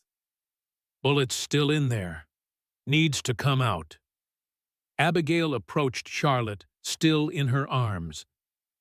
"Mayor Harrington, we thought you—" "Not yet." Harrington managed a weak smile. "Though not for lack of trying on Morgan's part." "We need to keep moving," Caleb said, helping Harrington to his feet. "Can you walk if I support you?" "Do I have a choice?" "Not really." With Abigail carrying Charlotte and Caleb supporting Harrington, they continued westward, Their pace slowed considerably. Phantom ranged ahead and behind, guarding their trail alert for pursuers. It took nearly 3 hours to reach the hunting cabin, marked on Harrington's map. 3 hours of struggle through dark forest over rough terrain with 2 injured companions. By the time the small structure appeared among the trees, Caleb's muscles burned with exhaustion, and Harrington was barely conscious. The cabin was rudimentary, a single room with a stone fireplace, a narrow cot against one wall, a rough table and 2 chairs. Dusty, but sound and dry. Most importantly, it appeared undisturbed, suggesting no one had used it in some time. Caleb settled Harrington on the cot, while Abigail laid Charlotte on a bedroll near the fireplace. Working quickly, he started a fire, then turned his attention to Harrington's wound. "Abigail, in that satchel. There should be medical supplies. Bring them here." She did as asked, watching with concern as Caleb cut away Harrington's bloodied shirt. The wound was ugly. The bullet had entered just below the ribs on the right side, missing vital organs, but causing significant bleeding.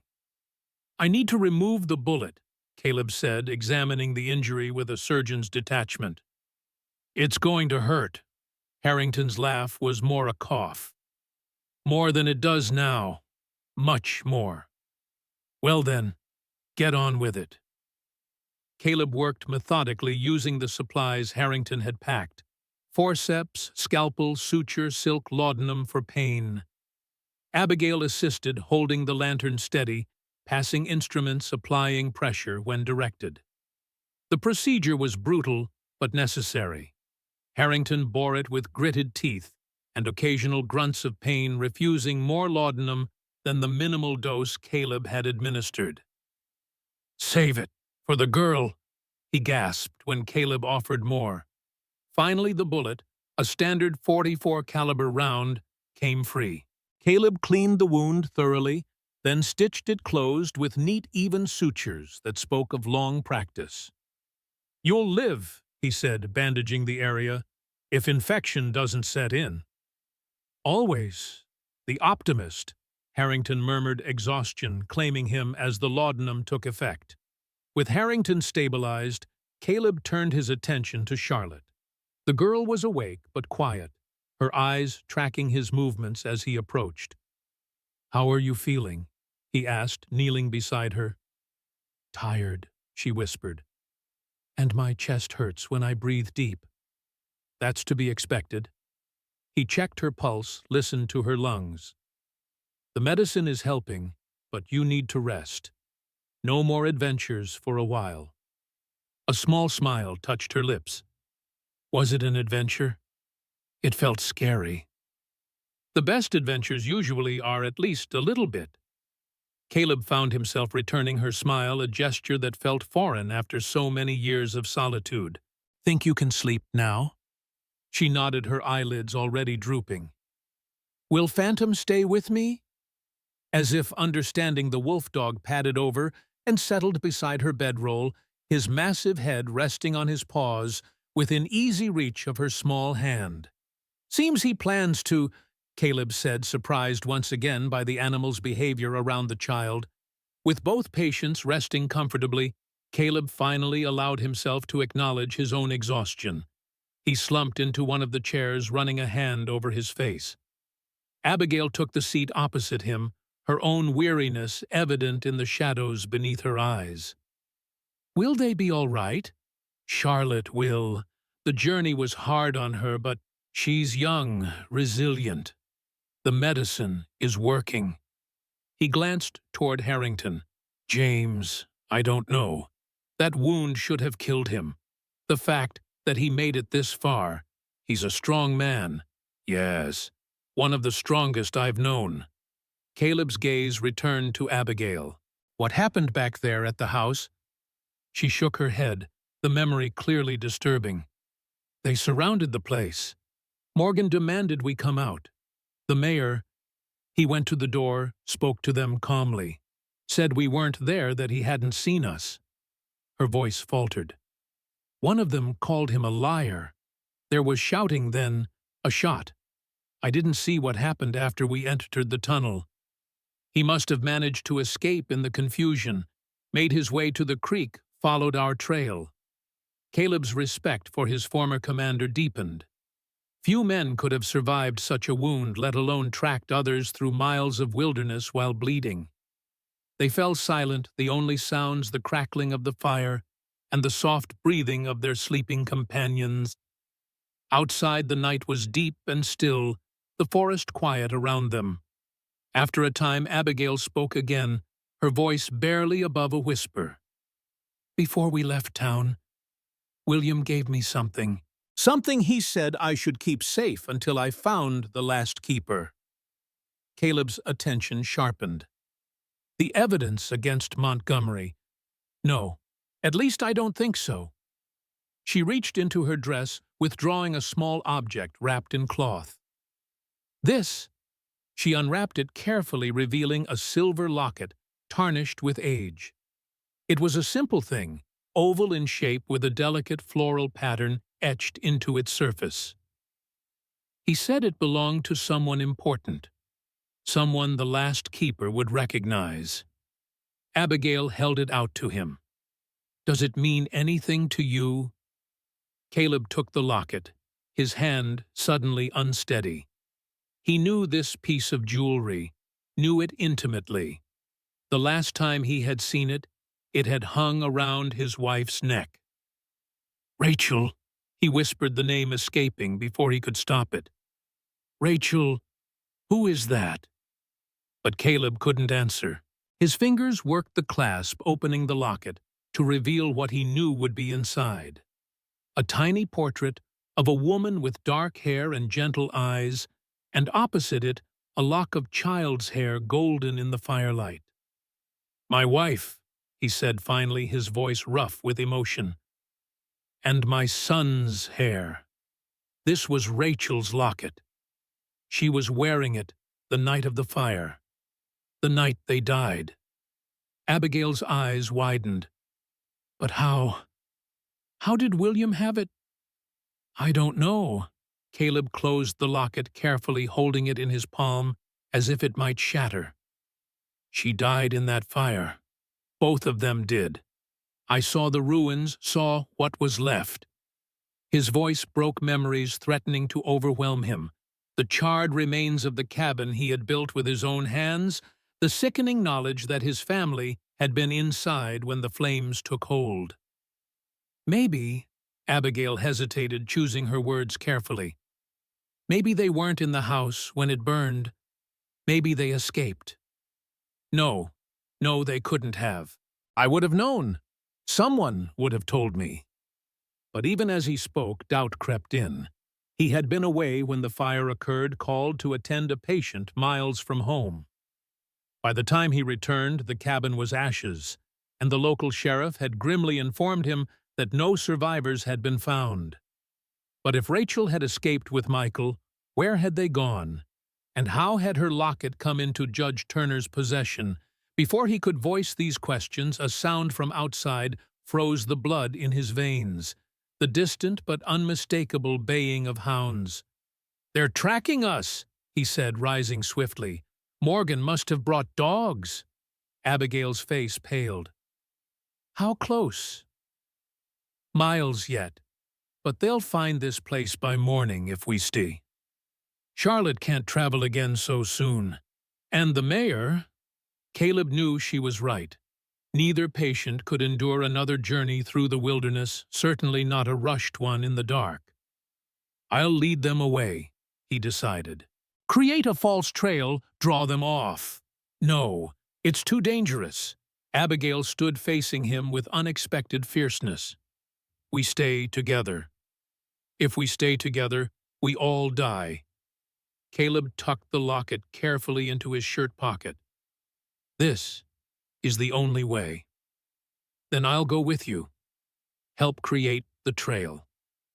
And leave Charlotte, leave Harrington." He shook his head. "You know you can't." The truth of his words hung between them unanswerable. Abigail's shoulders sagged slightly, but her eyes remained determined. "Then come back," she said, her voice low but firm.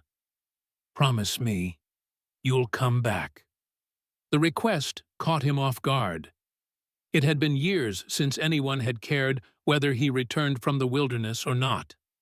Years since he had made a promise to another human being. "I'll come back," he said, surprising himself with how much he meant it. He moved quickly, then gathering only what he would need. His rifle, ammunition, water. Phantom watched him prepare, the wolf dog's amber eyes, tracking his movements. "Stay," Caleb told him, pointing to Charlotte. "Guard!" Phantom whined softly, but settled back beside the girl, his massive head resting on his paws in reluctant obedience. As Caleb headed for the door, Abigail caught his arm. "The locket," she said. "William told me it was proof of something important. Something the last keeper needed to know." "Proof of what?" He didn't say. Just that, when you saw it, you would understand. But Caleb didn't understand. The locket raised more questions than it answered, questions that would have to wait. "Bar the door after I leave," he instructed. "Don't open it for anyone but me." With that, he slipped out into the night, the cold air biting at his face as he moved silently into the forest. Behind him, he heard the heavy wooden bar slide into place, securing the cabin's only entrance. The baying of the hounds came again, closer now, but still distant enough to give him time. Caleb oriented himself by the stars, then set off at a steady jog heading north, away from the cabin, away from the creek that had led them here. His mind worked as he moved, calculating distances, planning his route.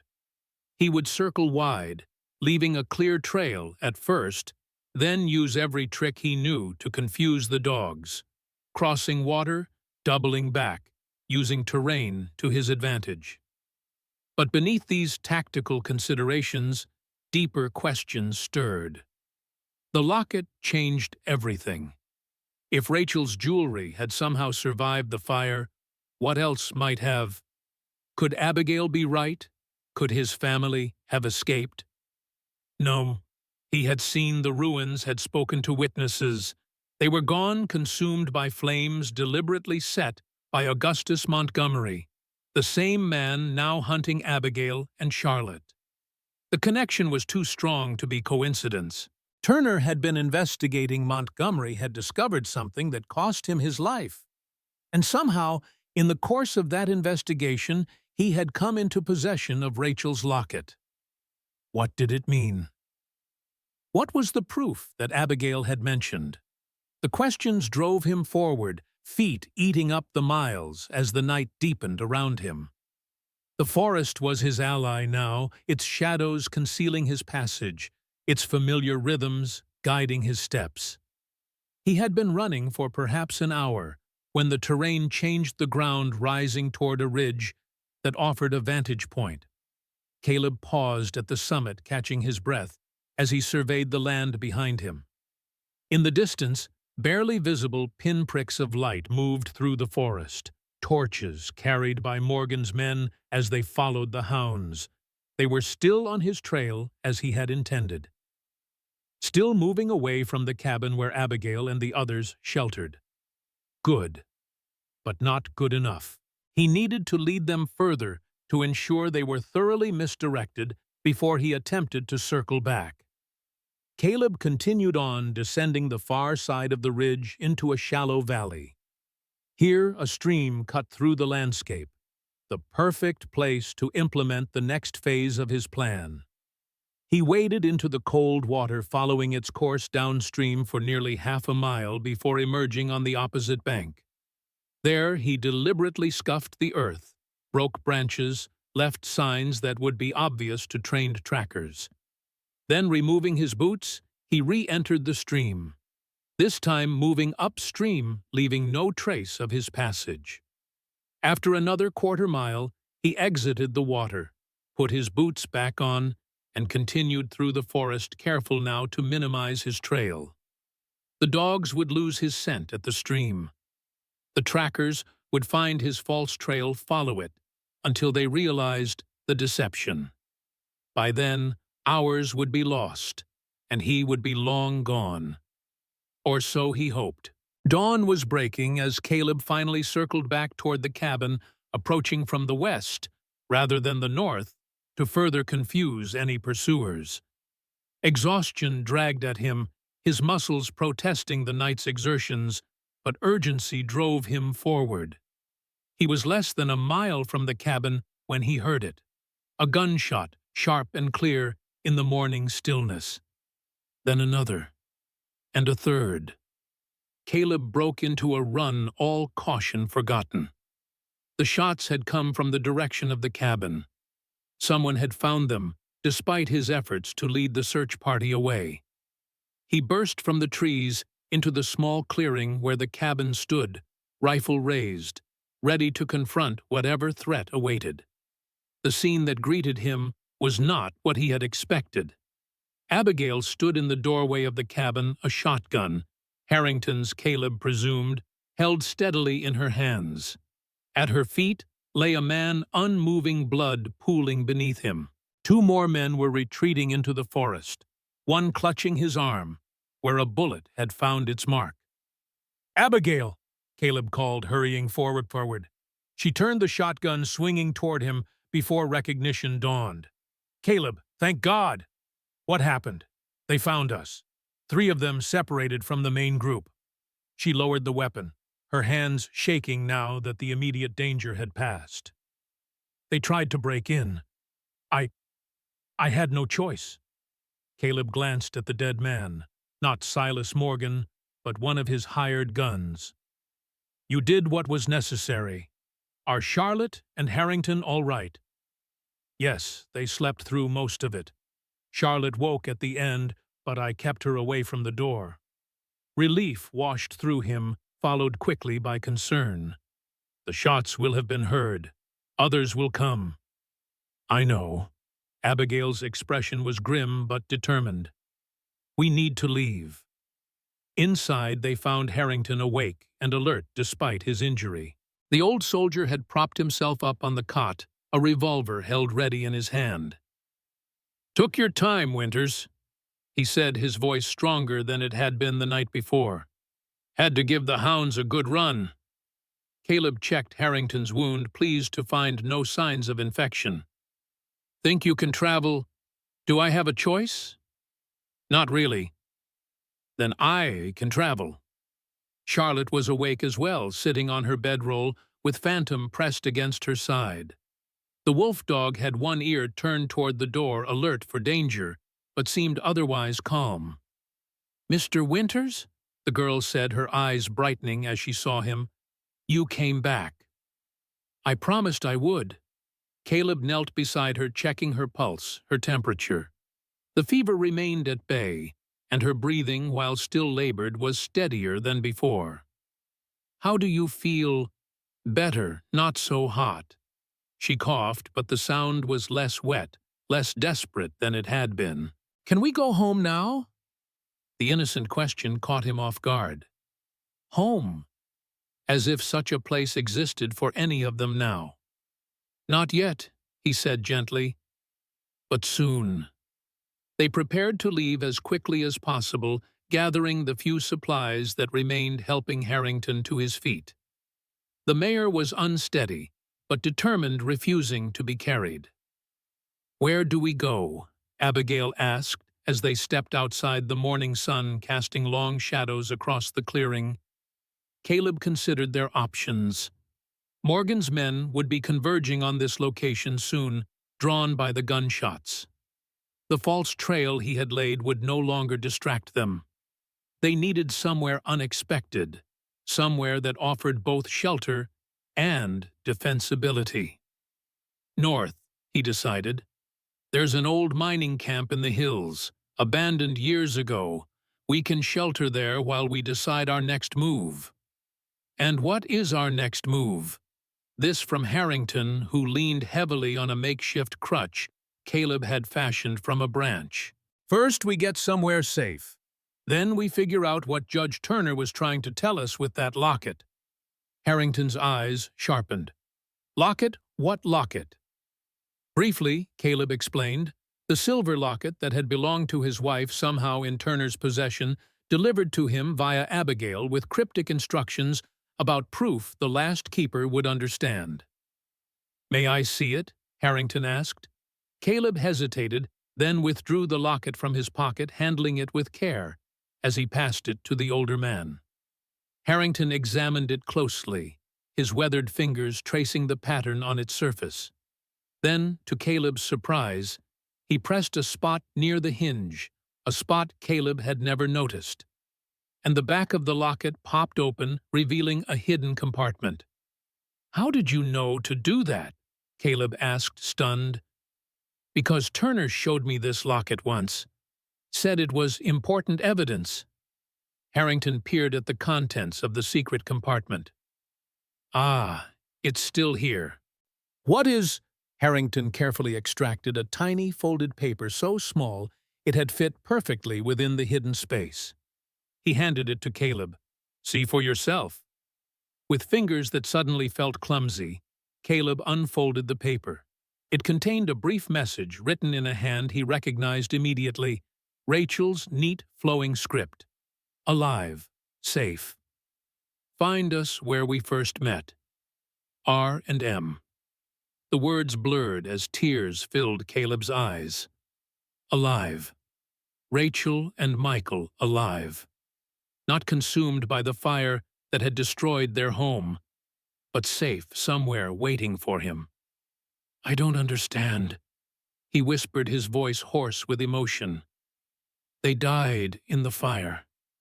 Everyone said. Everyone was told, Harrington said quietly, for their protection, and yours.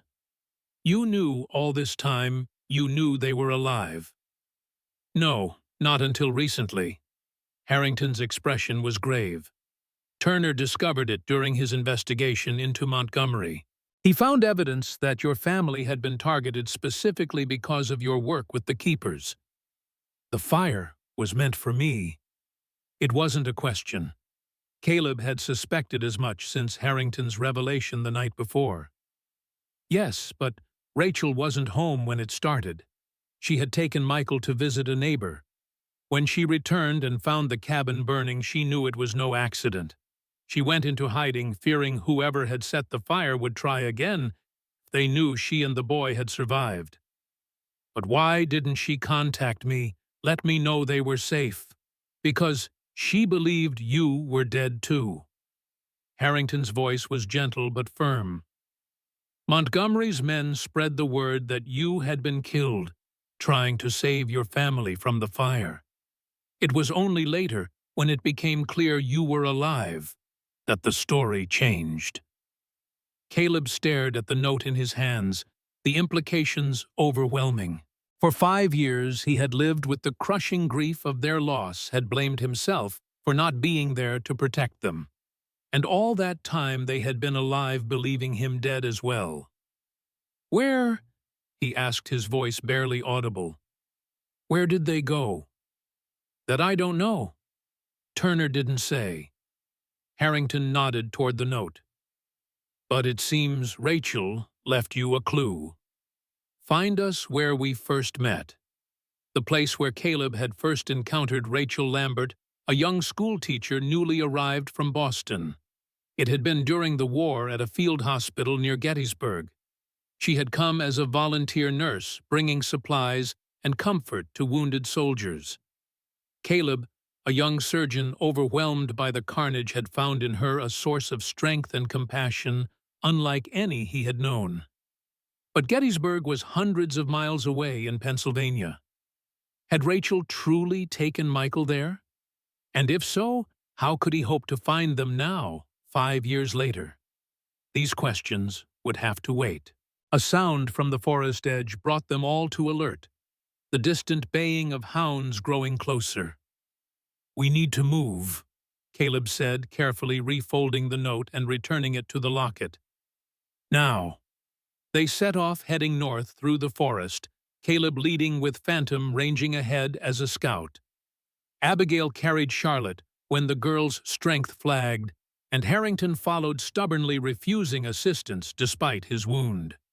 Their progress was slow but steady, each step taking them further from the cabin and the men who hunted them. By midday, they had covered several miles, the terrain growing steeper as they approached the foothills. They paused to rest in a small protected hollow, sheltered by towering pines.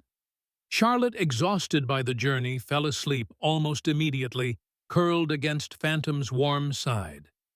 Harrington sat with his back against a tree, his face gray with pain, but his eyes alert. Abigail moved to Caleb's side as he scanned their back trail, her voice low. "Your family. They're alive." It seems so. He couldn't keep the wonder from his voice, the hope that threatened to overwhelm caution. If the note is true, if Turner's information was correct, it must be. Why else would he have gone to such lengths to get the locket to you? Why indeed? The question led to others' connections forming in Caleb's mind. Turner must have discovered it while investigating Montgomery. Found Rachel somehow. Learned the truth about the fire. And Montgomery killed him for it. Abigail said, the pieces fitting together. Just as he tried to kill you and your family 5 years ago. Yes. Caleb's jaw tightened. And now he's hunting you and Charlotte to silence what Turner discovered. The realization solidified something within him, a resolution, a purpose that had been lacking in his life of self-imposed exile.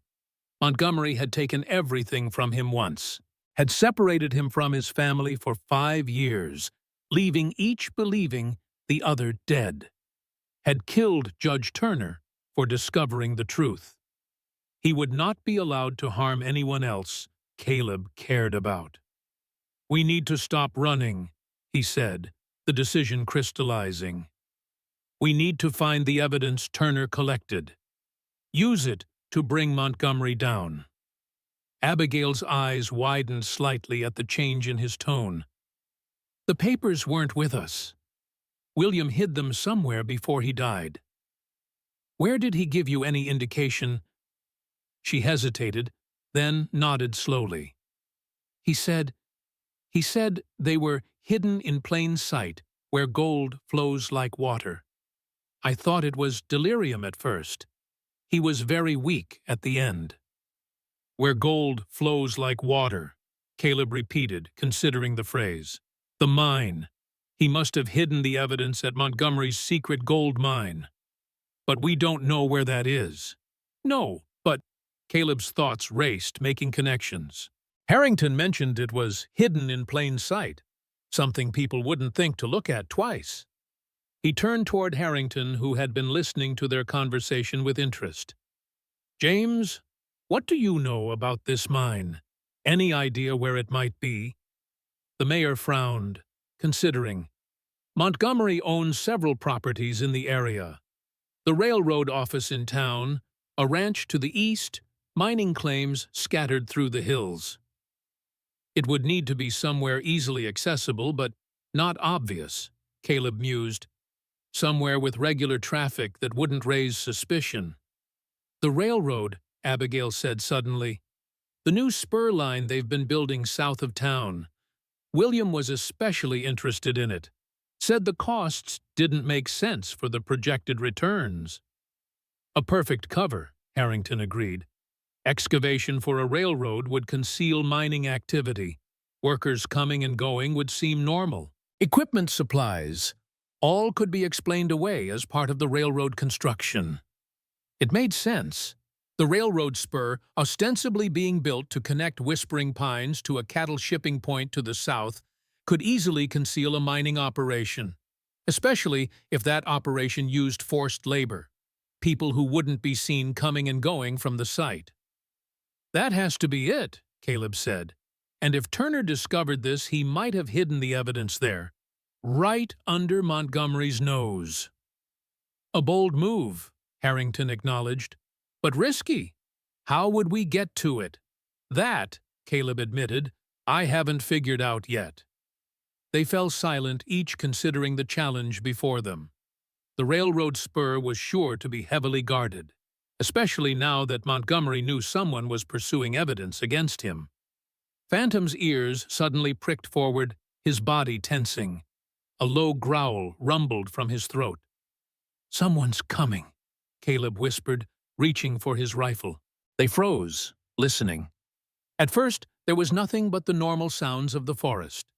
Then, faintly, came the snap of a twig, the rustle of underbrush. Caleb positioned himself between the sound and the other's rifle ready. Abigail moved to Charlotte, waking the girl gently ready to flee if necessary. The tension stretched seconds, feeling like hours.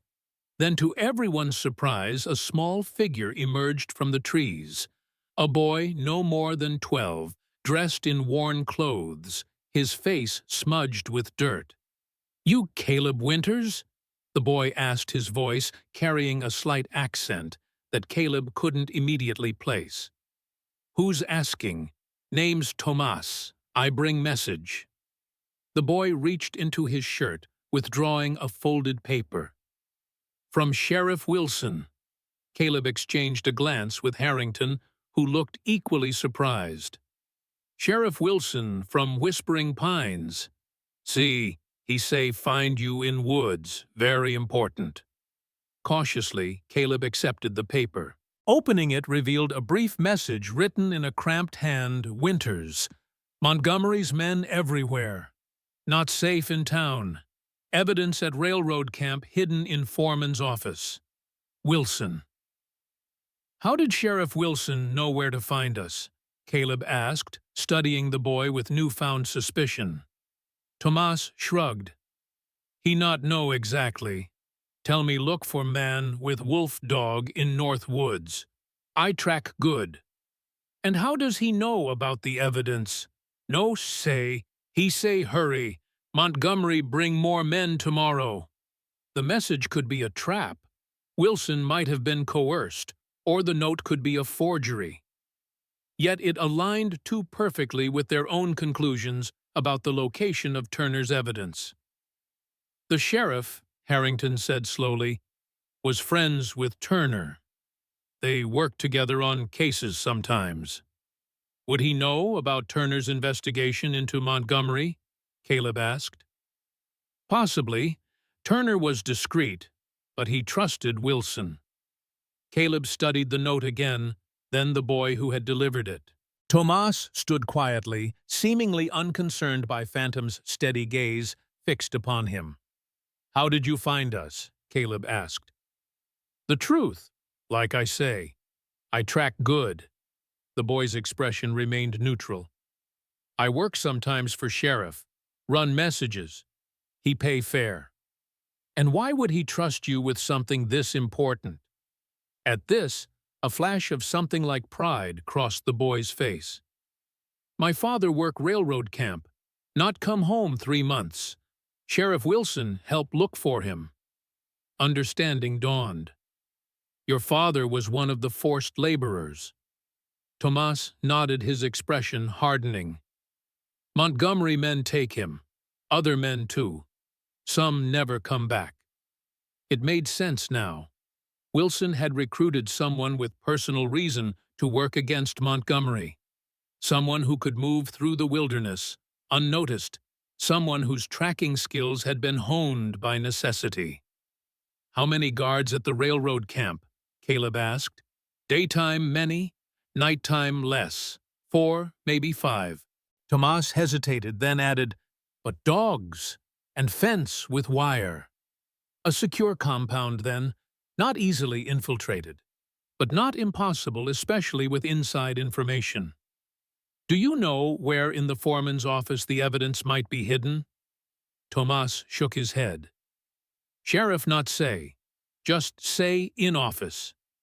Caleb folded the note, tucking it into his pocket alongside the locket. "Thank you, Tomas. You've taken a risk bringing this to us." The boy shrugged again. "I want father back. or know what happened to him. A simple motivation and powerful. Caleb understood it all too well. The need to know the truth about loved ones, even if that truth brought pain. "We'll do what we can," he promised, "for your father and the others." Tomas nodded once, then turned to go. "Wait," Caleb called. "Do you know a safe place nearby? Somewhere my friends can stay while I check the railroad camp?" "You not going alone," Abigail said immediately, stepping forward. "Someone needs to stay with Charlotte and Harrington. They can't make that journey, and you know it." Before Abigail could protest further, Tomas spoke. "I know place. Old church half-day walk. No one use now. Safe." "An abandoned church?" Harrington asked. "See, from mission long time ago. Stone walls still good. Roof mostly good." It would have to do. They couldn't remain in the open, and Charlotte needed proper rest, as did Harrington. "Lead the way," Caleb said, decision made. As they gathered their meager supplies, Abigail approached Caleb, her voice low but insistent. "I'm coming with you to the railroad camp." "Abigail, no, listen to me." Her eyes were fierce with determination. "William died for that evidence, for the truth about Montgomery. I won't hide while you risk your life to retrieve it. Charlotte needs you. Charlotte will be safe with the mayor and Phantom, and she's stronger now. The medicine is working." Abigail's hand found his arm, her grip surprisingly strong. "Besides, I know what we're looking for. William described the documents to me. I can identify them quickly." Caleb wanted to refuse to insist she remain with her daughter, but he recognized the resolve in her eyes, the same determination that had allowed her to survive the past weeks of fear and flight, to defend the cabin against Morgan's men, to keep Charlotte alive through illness and pursuit. "All right," he conceded, "but you follow my lead, do exactly as I say." "Agreed." They set off again, following Tomas through the increasingly rugged terrain.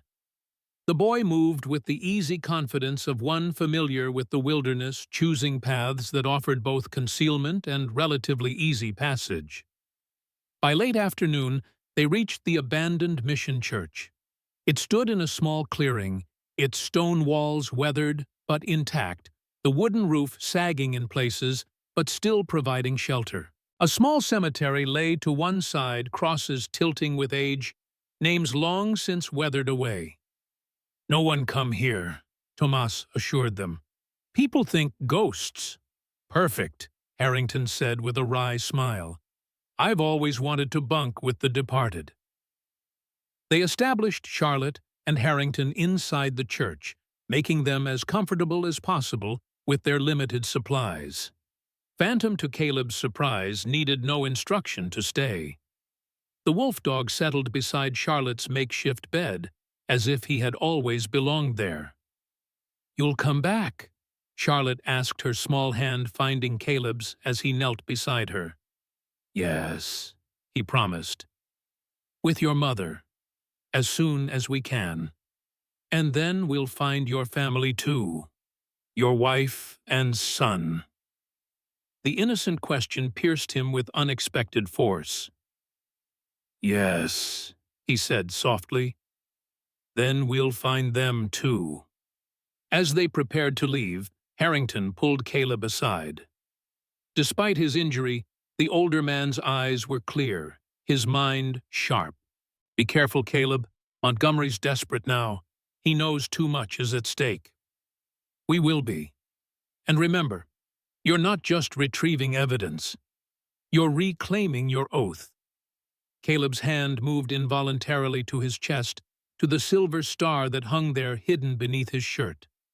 The symbol of the keepers of a promise made long ago to stand between the innocent and those who would harm them. "The Last Keeper," he said, the title no longer feeling foreign on his tongue. "The Last Keeper," Harrington confirmed, "at least until you train others to follow." With that responsibility settling firmly on his shoulders, Caleb turned to where Abigail and Tomas waited. The three of them slipped away from the church as evening shadows lengthened across the land heading south toward the railroad camp, and the evidence that might end Augustus Montgomery's reign of terror once and for all. Behind them, in the abandoned church, Charlotte watched them go, her small hand resting on Phantom's fur. Beside her, Harrington checked his revolver, ensuring it was loaded and ready, his weathered face set in lines of grim determination. The time for running was over. Now they would make a stand.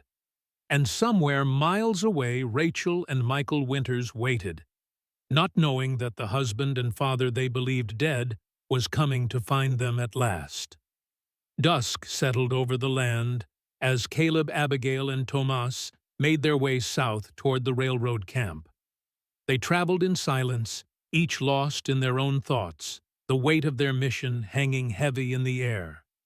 Caleb moved with the quiet efficiency of a man accustomed to the wilderness, his senses alert to every sound, every shift in the wind.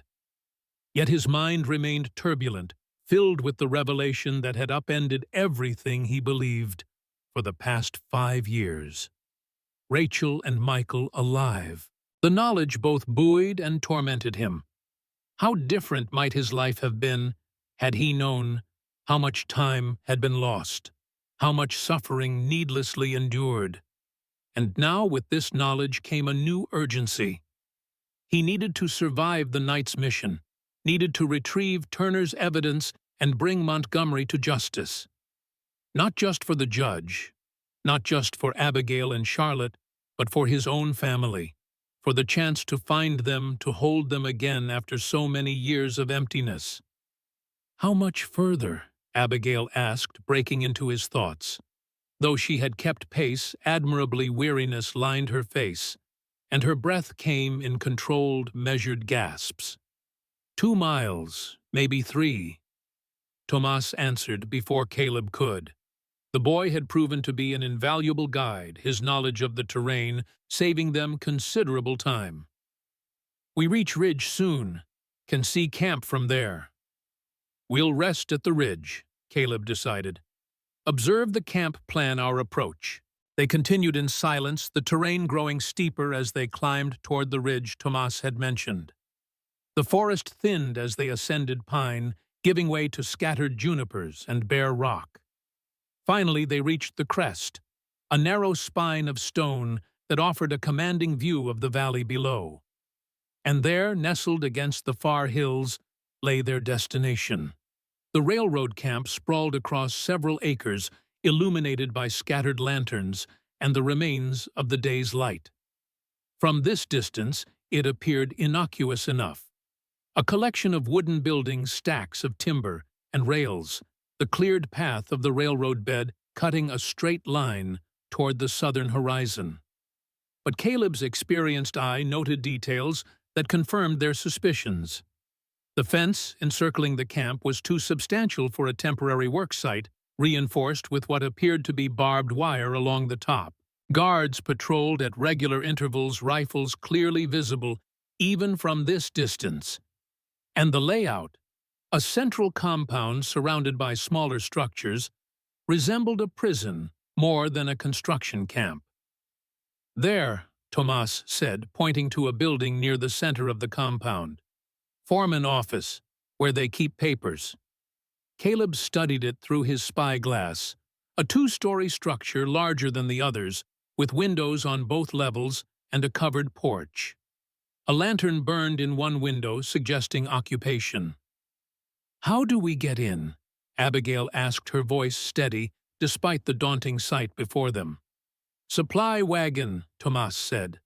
"Come every evening with food materials. Guards check, but not careful. Too many boxes." "When? Soon. When dark more." They settled to wait, concealed among the rocks of the ridgeline. As full darkness descended, Caleb observed the camp's routine through his spyglass. Guards changed shift. Prisoners were herded from what appeared to be a mine entrance to barracks-like structures. Lanterns were lit in various buildings. "There," Tomas whispered, pointing toward the road that approached the camp from the east. "Wagon coming." Sure enough, a heavily laden wagon drawn by 2 horses approached the main gate. Caleb watched as it stopped guards inspecting its contents with cursory attention before waving it through. "That's our way in," he said, collapsing the spyglass. "We need to intercept the wagon on its return journey, then use it to enter the camp tomorrow." "Tomorrow?" Abigail's disappointment was evident. "We can't wait that long. Montgomery is bringing more men, remember? We have no choice. We can't approach the camp tonight. Too many guards alert, too much activity." Caleb turned to Tomas. "Where does the supply wagon come from?" "Town. Store owned by Montgomery, 6 miles east." "And does it return empty?" Tomas nodded. "Us. Take garbage, broken things. Some food for town." "Perfect." Caleb's mind worked rapidly, formulating a plan. "We intercept it on the return journey tonight, hide until morning, then use it to enter the camp with tomorrow's delivery." It wasn't ideal. Every hour of delay increased the risk that Montgomery would move the evidence or bring in too many men to overcome. But a reckless approach would only get them killed, and then all would be lost. They descended the ridge on its eastern side, making their way toward the road the wagon would take back to town. Finding a suitable ambush point, a curve where the road passed through a stand of thick pines, they settled to wait once more. An hour passed before they heard the creak of wheels and the plodding of hooves. Caleb signaled to the others, then stepped into the road as the wagon rounded the bend, raising his hand in a gesture that appeared more request than demand. The driver, an older man with a weathered face, pulled the horses to a halt, squinting into the darkness. "Who's there?" "Just a traveler," Caleb said, approaching slowly, keeping his hands visible. "Hoping for a ride to town." The driver's hand moved toward something beside him. A weapon, Caleb guessed. "Don't get many travelers on this road, especially at night." "I got separated from my hunting party. Been walking for hours." Caleb was close enough now to see the shotgun partially concealed beneath a blanket on the seat. "I can pay." The driver hesitated, clearly suspicious, but not overtly hostile. "Don't know?" It was the moment Tomas and Abigail had been waiting for. They emerged from the trees behind the wagon, moving silently until they were positioned on either side. "I'm afraid I must insist," Caleb said, his voice hardening as he drew his revolver. The driver cursed, reaching for his shotgun, but froze as Tomas pressed a knife against his side. "Easy, old man. No one need get hurt." "What do you want?" "I ain't got much money." "Just the wagon," Caleb said, "and some information." They bound the driver with rope from the wagon, gagging him to prevent any calls for help. Caleb drove the wagon off the road into a small clearing, concealing it as best he could among the trees. Once they were safely hidden, Caleb removed the driver's gag. "Now, some questions. How often do you make deliveries to the camp?" "Every day." The man answered, his tone surly but resigned. "Morning and evening." "And they expect you tomorrow morning." "Sunrise. Always sunrise." "What do you carry, besides supplies?" The driver's eyes narrowed with suspicion. "What's it to you? Answer the question." A shrug, as much as the bonds would allow. "Just supplies, food, tools, whatever Montgomery's people tell me to take." "Do you ever carry messages?" "Documents?" Something flickered in the driver's expression. Recognition, perhaps, or fear. "Sometimes, in a lockbox. I don't ask questions." "Smart man." Caleb glanced at the wagon's contents, mostly empty crates and barrels with a few sacks that appeared to contain dirty linens or trash. "And what's the procedure when you arrive? How do they check the wagon?" "Guards at the gate look things over." Not too careful with the regular deliveries. They know me. The driver gave a bitter laugh. Been doing this run for 2 years. They trust old Jeremiah. What about the foreman's office, who has access? At this, the driver's expression closed. I don't know nothing about that. I just deliver and leave. Caleb studied him, sensing the lie, but deciding not to press further. They had what they needed. You'll stay with us tonight, he said. If you behave, you'll be released tomorrow, unharmed. They made camp in the clearing, taking turns keeping watch over their prisoner. Caleb used the time to refine their plan, incorporating what they'd learned from the driver. The lockbox, he said to Abigail during their watch. If Montgomery sends documents between the camp and town, that's how he does it. And if we're lucky, that's where Turner hid the evidence. It's a possibility. Turner was clever. He would have placed the evidence somewhere it would be found by the right people, even if he didn't survive to guide them to it. The right people being you, Abigail said softly, the last keeper. Caleb's hand moved to his shirt pocket where Rachel's locket rested. Turner knew about my family, knew they were alive when everyone else believed them dead. How and why keep that information to himself until the end? Perhaps he was protecting them. If Montgomery had learned they survived? She didn't need to finish the thought. Perhaps, but doubt lingered. There were connections here he couldn't yet see, pieces missing from the puzzle. Dawn found them prepared. The wagon repacked, their prisoner secured, but out of sight, beneath a tarp. Caleb had donned the driver's coat and hat, a simple disguise, but sufficient to pass casual inspection at a distance. Remember, he told Abigail as they prepared to leave. Once we're inside, we move quickly. Find the evidence, then get out. No heroics. What about the prisoners? She asked. The forced laborers. We can't just leave them. It was a complication Caleb had considered and struggled with. His instinct as a keeper demanded he help everyone suffering under Montgomery's cruelty. But practicality argued otherwise. They were 3 against many with limited resources and no real plan for mass liberation. First, the evidence, he said finally. With that, we can bring the law down on Montgomery, free everyone legally. Abigail nodded, though her expression suggested she was not entirely convinced. They set off as the first light of dawn painted the eastern sky. Tomas had elected to remain with the prisoner. The boy was too recognizable, having occasionally worked odd jobs at the camp before his father's disappearance.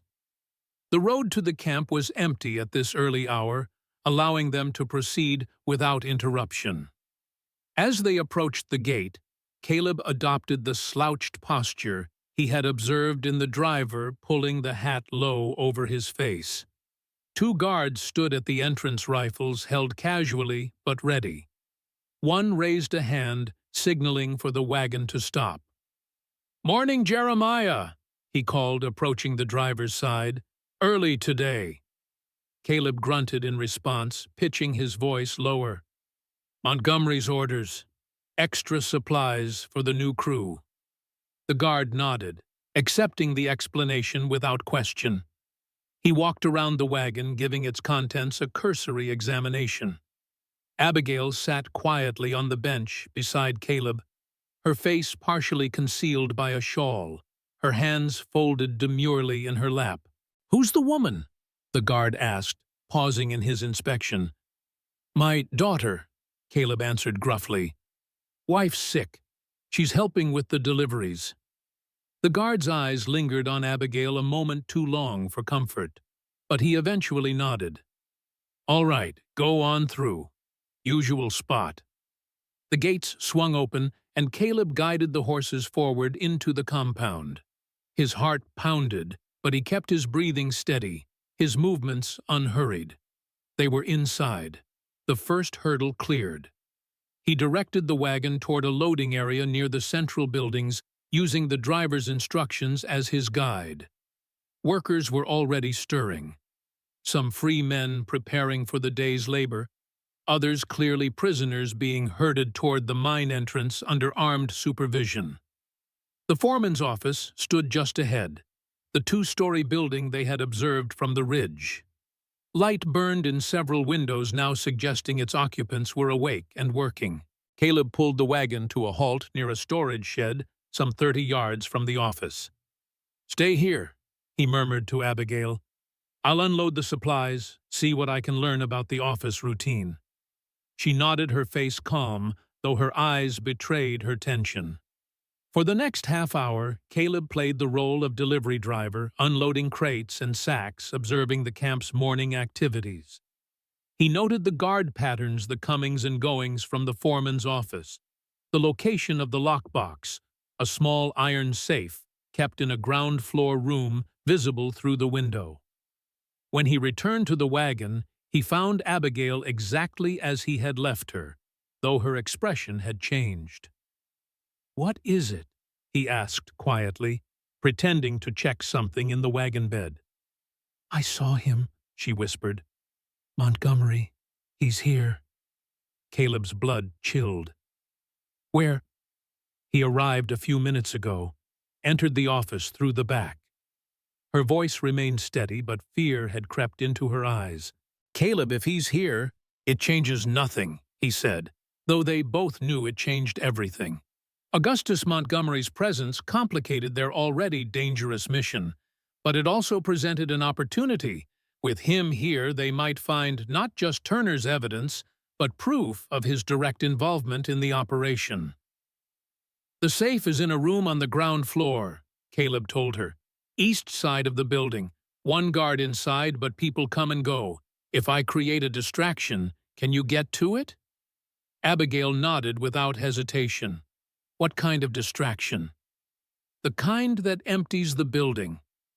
Caleb's eyes moved to the storage shed beside them, filled with supplies for the railroad, including, he had noted, several barrels of kerosene. "Fire has a way of drawing attention." "Be careful," she said, understanding his intention. "We need that evidence, but I'd rather have you alive." The unexpected sentiment caught him off guard. In the days since he had found Abigail and Charlotte in the storm, something had shifted between them. A connection forged through shared danger and purpose. He pushed the thought aside, focusing on the task at hand.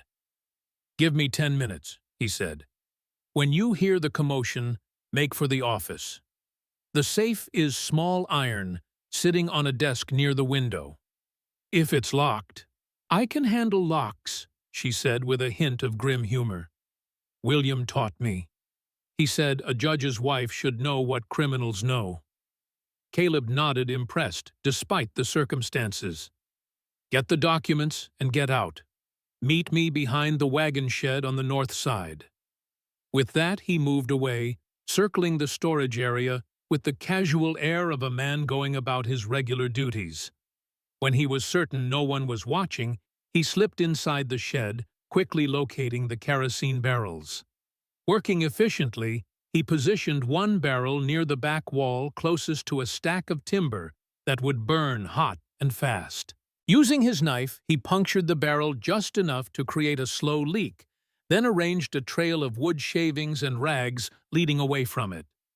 Satisfied with his preparation, he stepped outside, struck a match, and tossed it onto the end of the trail. The flame caught immediately, racing along the path he had created. By the time anyone noticed the smoke, the fire would be well established. Caleb moved casually toward the main yard, positioning himself where he could observe both the coming chaos and Abigail's approach to the office. Within minutes, shouts of alarm rang out as smoke began to billow from the storage shed. "Fire! Fire in the supply shed!" Men rushed toward the blaze, officers shouting orders, workers grabbing buckets. The distraction was more effective than Caleb had dared hope. Nearly everyone in the compound was drawn to the emergency, including the guards from the foreman's office. Through the confusion, he spotted Abigail slipping into the now unguarded building. His heart hammered in his chest as he counted the seconds, willing her to be quick, to find what they needed before someone returned. 1 minute passed. 2. The fire was growing, the kerosene ensuring it spread rapidly despite efforts to contain it. From the office emerged several men, Montgomery among them. Tall, distinguished-looking, despite his 70 years, his white hair and beard impeccably groomed. He barked orders, his face flushed with anger, as he watched his supplies burn. 3 minutes. 4. Caleb began to worry. Abigail should have emerged by now. Had she been discovered trapped?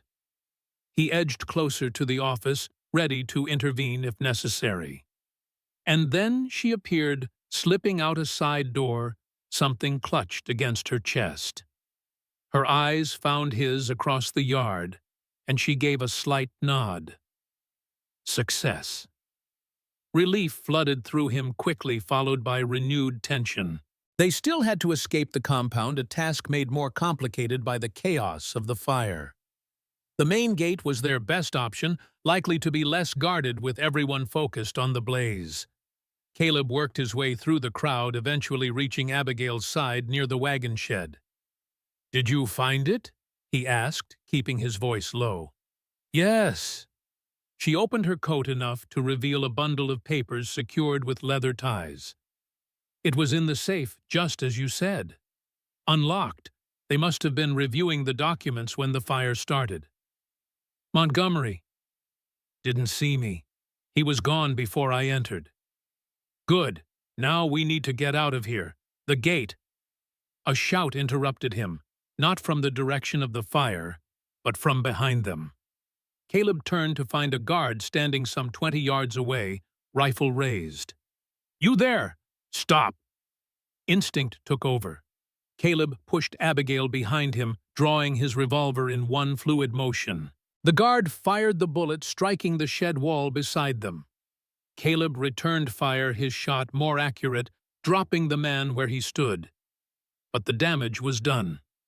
The gunfire had drawn attention, heads turning their way despite the ongoing fire. "Run!" Caleb ordered, grabbing Abigail's arm. "The gate! Now!"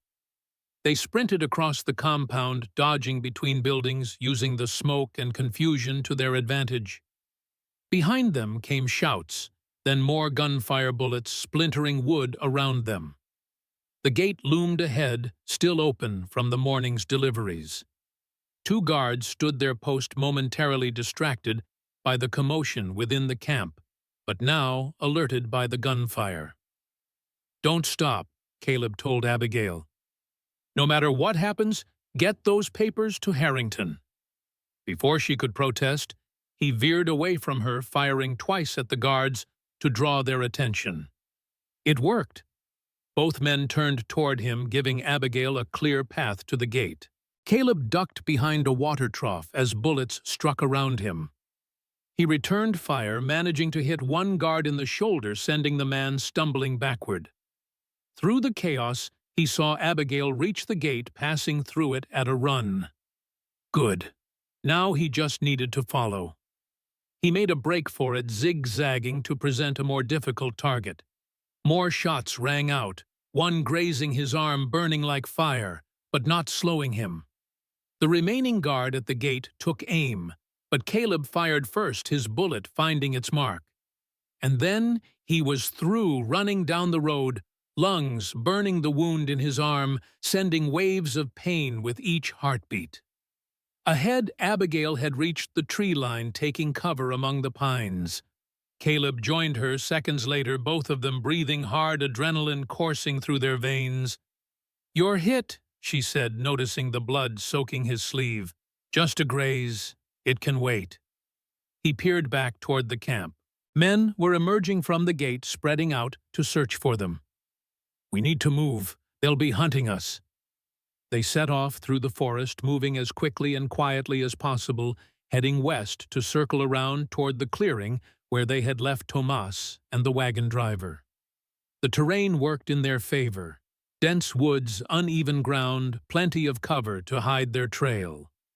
After an hour of steady travel with no signs of immediate pursuit, they paused to rest, and tend to Caleb's wound. The bullet had indeed only grazed him, tearing a furrow along his upper arm that bled freely but wasn't life-threatening. Abigail cleaned it with water from her canteen, then bound it with a strip torn from her petticoat. Her fingers were gentle but efficient, revealing a practical knowledge of first aid. "Thank you," Caleb said when she had finished, "for this and for getting the documents. You were braver than most soldiers I've known."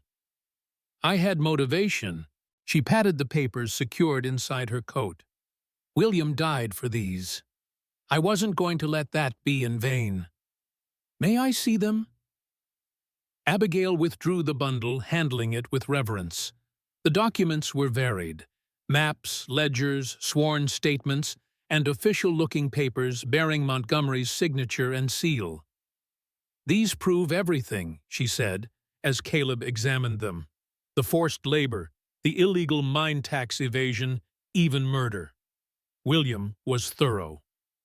"He was a good judge," Caleb agreed, turning over a map that showed the true extent of Montgomery's operation. Not just the camp they had infiltrated, but 3 others spread across the territory, all disguised as legitimate businesses. "This is enough to destroy Montgomery completely. And free the prisoners, the men like Tomas's father. Yes, once these reach the proper authorities, Montgomery's entire operation will be shut down." Caleb carefully rebound the documents. "But first we need to get back to Charlotte and Harrington, and we need to stay ahead of Montgomery's men." They continued their journey, reaching the clearing by mid-afternoon. Tomas greeted them with evident relief, while their prisoner, still bound but otherwise unharmed, watched them with sullen resignation. "Any trouble?" Caleb asked the boy. "No, all quiet." Tomas looked at them expectantly. "You get papers?" "We did." Abigail showed him the bundle. "Evidence against Montgomery. Enough to free your father and the others if they're still alive." Hope bloomed in the boy's eyes, quickly tempered by caution. "Montgomery men will come. Many men." "Yes, which is why we need to move quickly." Caleb turned to the wagon driver. "You, what's the fastest route to Whispering Pines from here? Not the main road." The driver hesitated, then shrugged. "Old Miners Trail, east side of Blackwater Ridge. Rough going, but cuts 3 miles off the journey. But could we take the wagon that way, if you're careful, and if the bridge over Serpent Creek still stands?"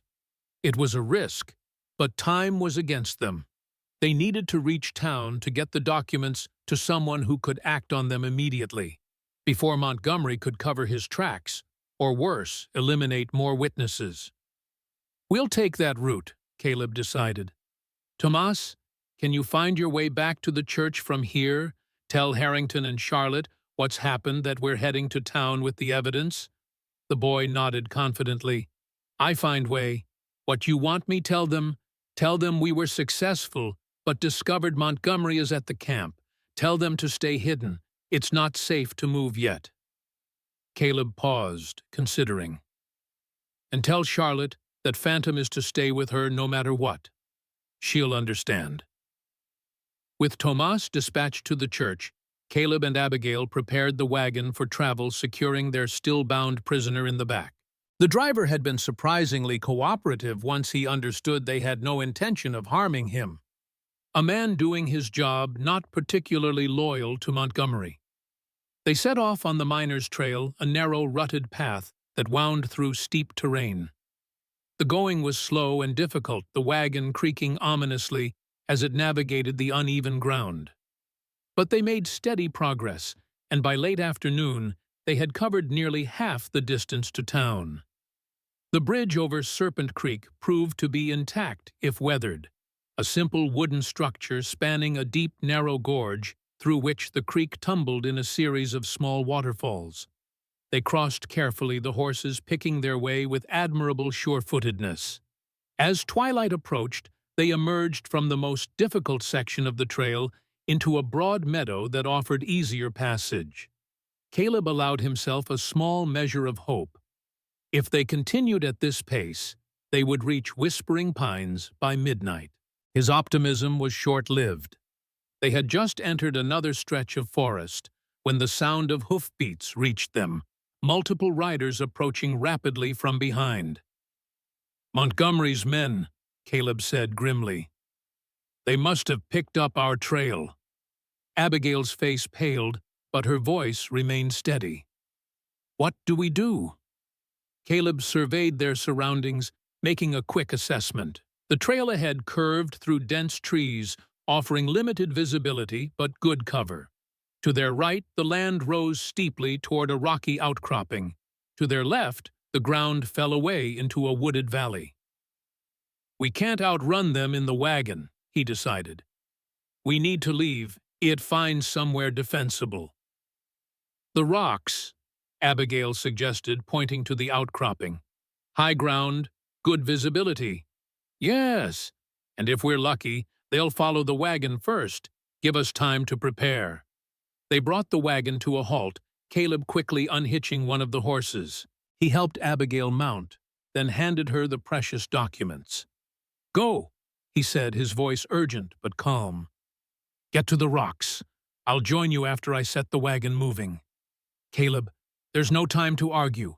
Go, now." She hesitated only a moment before nodding, turning the horse toward the slope that led to the outcropping. Caleb released their prisoner, who wasted no time disappearing into the woods, then set the remaining horse in motion with a slap to its flank. The wagon rolled forward, continuing along the trail without a driver. With that done, he sprinted toward the slope, climbing as quickly as the steep terrain would allow. The sounds of pursuit grew louder behind him. 6 riders, maybe more, moving fast. He reached the outcropping just as the first riders came into view on the trail below. From this vantage point, he could see them clearly. Silas Morgan in the lead, followed by 5 armed men, all pushing their horses hard. Abigail had chosen their position well. The outcropping formed a natural fortress of stone, with clear lines of sight in all directions, but limited approaches. They had cover high ground and the element of surprise, for the moment. "They'll find us eventually," Caleb said, as he joined her behind a large boulder. "But we can hold them off for a while. Long enough, I hope, for help to arrive." "Help?" Abigail looked at him questioningly. "Who would help us? Sheriff Wilson, if Tomas's message was genuine. Harrington, if he's well enough to travel. Even some of the townspeople might stand with us against Montgomery once they understand what he's done." Below, Morgan and his men had reached the abandoned wagon. They spread out, searching for signs of their quarry. It wouldn't take them long to find the trail leading up to the outcropping. "How many bullets do you have?" Abigail asked, practical in the face of danger. Caleb checked his revolver. "5 in the gun, 12 more in my pocket." She produced a small derringer from her skirt pocket. "3. William insisted I learn to use it after a client threatened him last year." "Make them count," Caleb advised, positioning himself where he could see the most likely approach. "Aim for the center of the body, not the head or limbs." They didn't have to wait long. One of Morgan's men found their trail pointing up toward the rocks. The group conferred briefly, then 3 of them dismounted, beginning the climb, while the others provided cover. "Let them come closer," Caleb murmured as Abigail tensed beside him. "Wait until they're in the open." The men advanced cautiously, using trees and boulders for cover when possible. When they were perhaps 50 yards away, one broke from cover, making a dash for a closer position. Caleb took aim and fired. The man stumbled, clutching his leg, then fell heavily behind a fallen log. The shot shattered the tense silence, echoing across the valley. The other men immediately took cover, while those still on the trail below opened fire bullets, striking stone around Caleb and Abigail's position. "They know where we are now, Abigail said, ducking lower as chips of rock flew nearby. But not exactly where. And they have to come to us. Caleb reloaded his revolver with practiced ease. We just need to hold out. What followed was a tense game of cat and mouse. Morgan's men would attempt to advance. Caleb would fire to drive them back. They would return fire, pinning him down temporarily. Neither side could gain a decisive advantage. Caleb and Abigail had position, but Morgan's men had numbers. As darkness fell, the situation grew more precarious. The men below had spread out, working their way around the outcropping to approach from multiple angles. Caleb and Abigail were forced to shift their position repeatedly, using the maze of boulders for cover.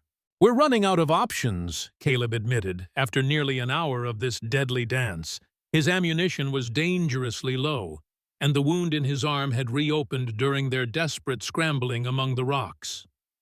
"The documents," Abigail said suddenly. "If they're what Montgomery is after, perhaps we can use them as leverage." "What do you mean?" "Offer to exchange them for our safe passage. Not a real exchange, of course, but it might buy us time." It was a desperate strategy, but they had few alternatives. Caleb nodded his agreement. "Worth trying, but be ready to run if I tell you to." He raised his voice, calling out to their attackers. "Morgan, let's talk." A pause in the gunfire, then Morgan's voice from the darkness below. "Nothing to talk about, Winters. Just hand over the woman and the papers, and maybe you walk away." "Not happening, but I'm willing to discuss terms for the documents." Another pause, longer this time. Caleb could almost sense the men conferring, weighing their options. Finally, Morgan called back. "What terms?" "Safe passage to town for both of us. Once there, we turn over copies of the documents, not the originals." "Copies?" Morgan's laugh was harsh in the darkness.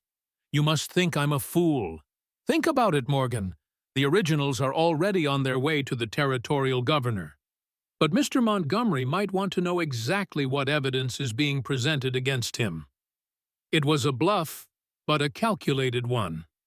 If Montgomery was as cautious and thorough as his reputation suggested, he would indeed want to know precisely what Turner had discovered, what witnesses had talked, what transactions had been documented. The silence stretched, tension building. Then, unexpectedly, a new voice joined the conversation, deeper, more cultured than Morgan's rough tones. "Dr. Winters, perhaps we can speak directly, man to man." Augustus Montgomery himself had joined the hunt. Caleb's grip tightened on his revolver. "I'm listening. You have something that belongs to me. I want it back, simple as that. Evidence of your crimes belongs to justice, not to you." A chuckle remarkably calm given the circumstances. "Crimes, a harsh word for business practices that have brought prosperity to this territory. The railroad will connect communities, create opportunities. A few displaced workers seem a small price to pay." "Displaced?" Caleb couldn't keep the disgust from his voice.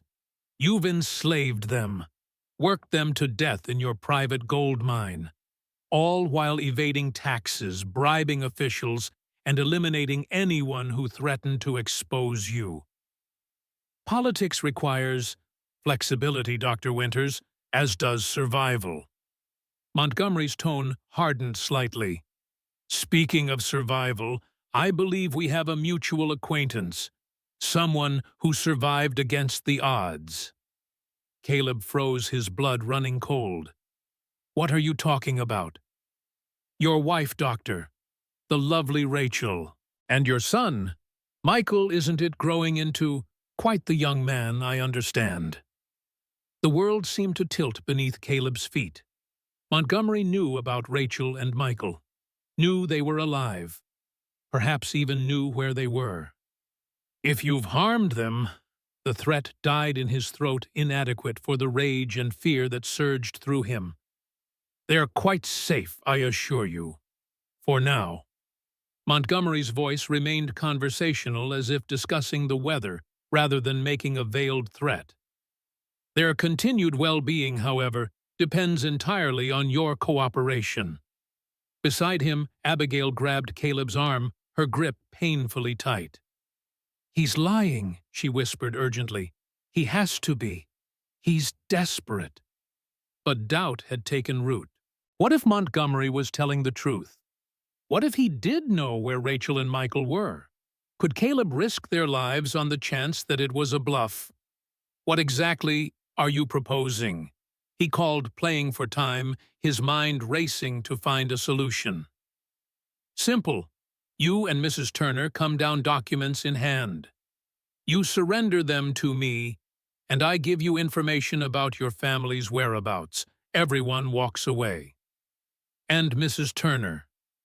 Her daughter, what guarantee do we have that you'll leave them alone? The judge's widow and child are of no interest to me as long as they possess no evidence against me. They're free to go wherever they please." It was too neat, too convenient. Montgomery was offering exactly what Caleb wanted most: information about his family, in exchange for the very thing that could destroy him. It had to be a trap. And yet, what if it wasn't? What if this was his only chance to find Rachel and Michael?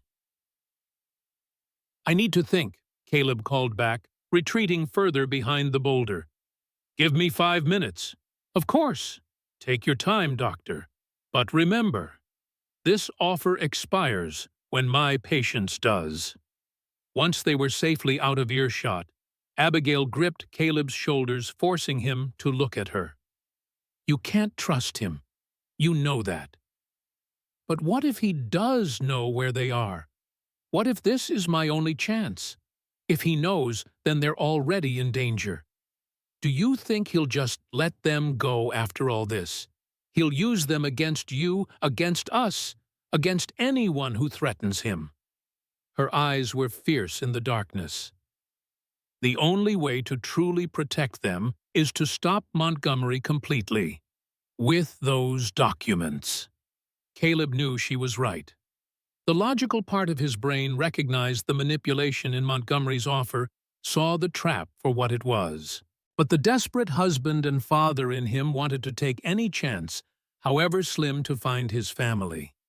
"There's another way," Abigail said, her voice softening. "We use his own strategy against him." "How?"